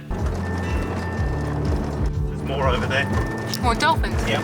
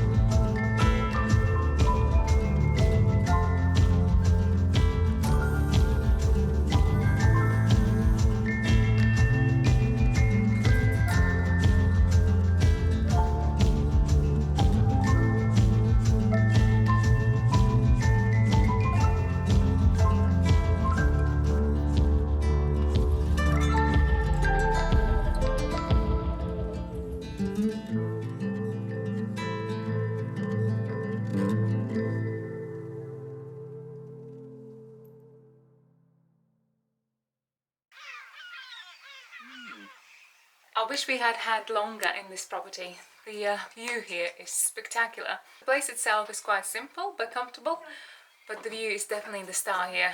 And last night we saw some dolphins as well. Every minute of daylight we had here, we spent outside looking at that wonderful view. It was the perfect way to end our journey through the Carretera Austral.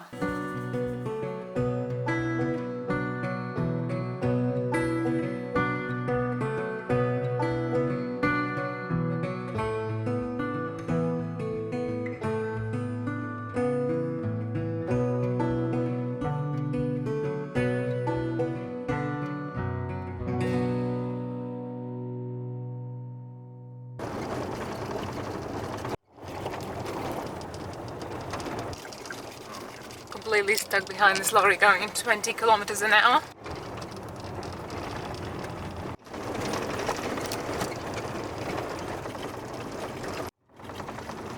Goats in the road.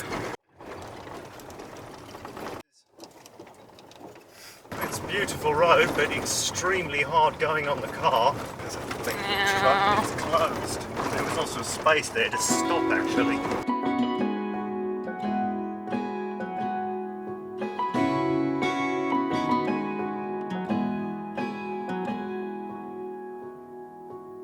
You can slightly see a bit of red there on the top.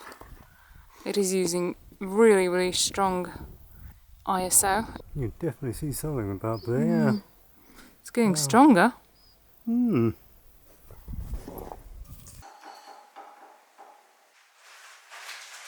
Every morning Michael makes breakfast for me and Julia. And this morning we've got a view of the volcano.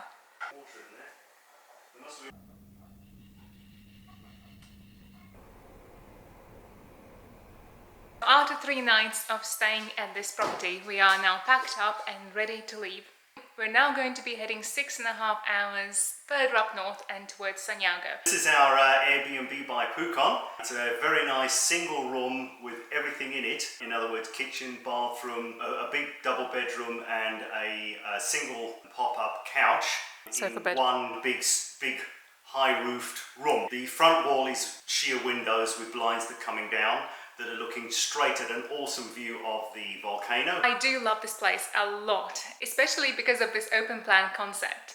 The best part of this was that we could sit in the bed and look out at a smoking volcano. What, you want me to throw it? Okay.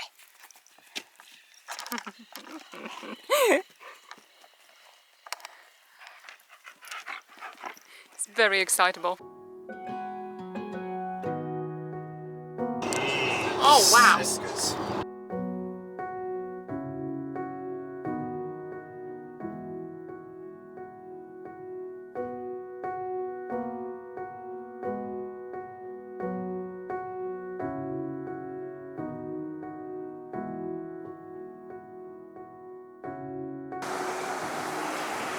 We got 2 of these for basically £7. So 7,000 pesos. 7,000 pesos. I mean, can you hold them like side by side? Yeah. That's a lot of strawberries.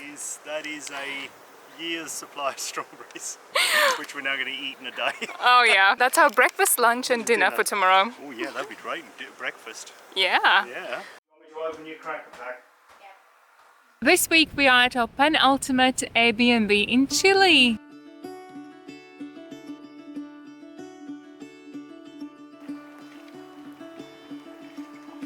The owner of our Airbnb told us that we could come into his vegetable patch and get some kale, because next week all of this kale is going to compost.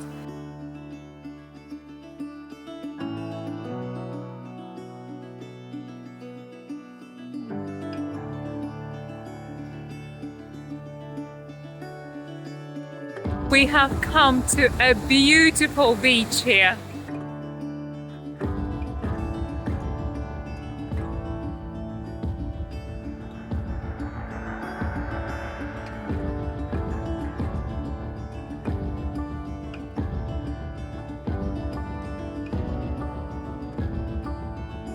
But this beach is known for its arches, but because it's so misty, we can't actually find them. Hello. Are you posing?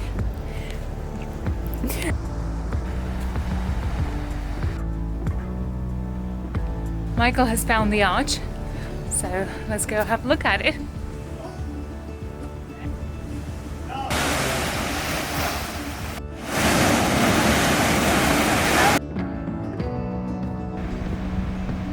Well, that was really nice.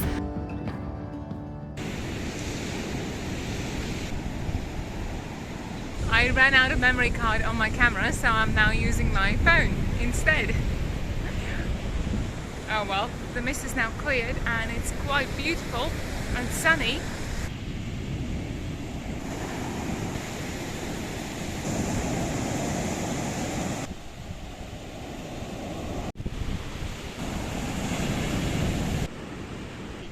Goes through. Seriously? Okay, Dad, can you give me my phone so I can use a torch? Gosh, look at all of this rock above us. It is really eerie walking through a cave like this. It's so dark.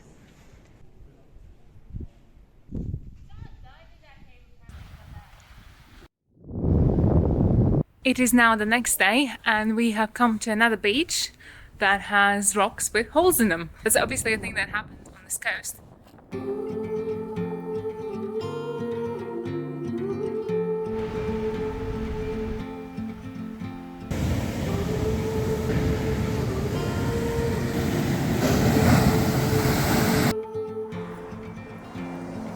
We've come out to another beach since today is beautiful weather. Unlike the last few days when it has been misty and slightly raining, today is glorious sunshine again.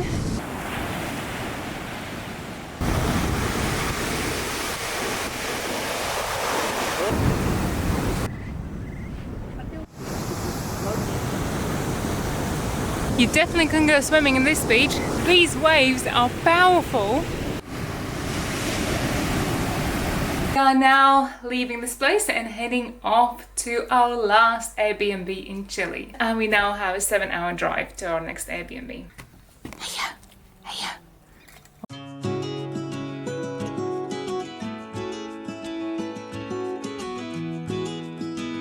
Bizarrely, there is no light in the kitchen, so I am cooking by the light of my lantern instead. So these ones are auto lighting.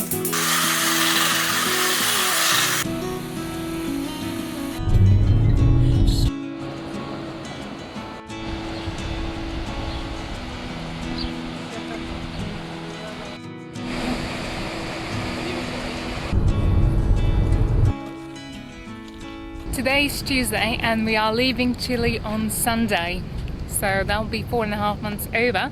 Today we have come out to have a look at some beaches that are nearby our Airbnb. It took about 20 minutes to walk from the car park to the beach through a wetland, and we saw a snake.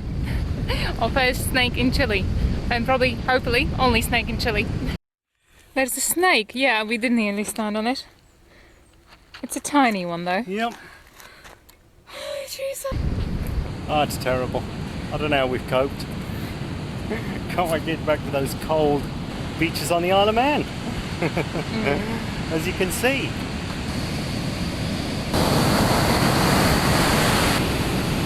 Hi. Above his knee.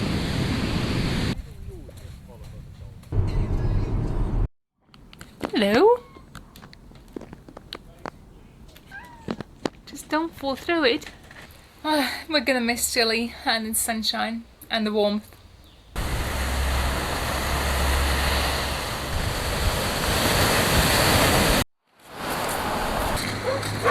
This one looks really cute, but unfortunately it's closed.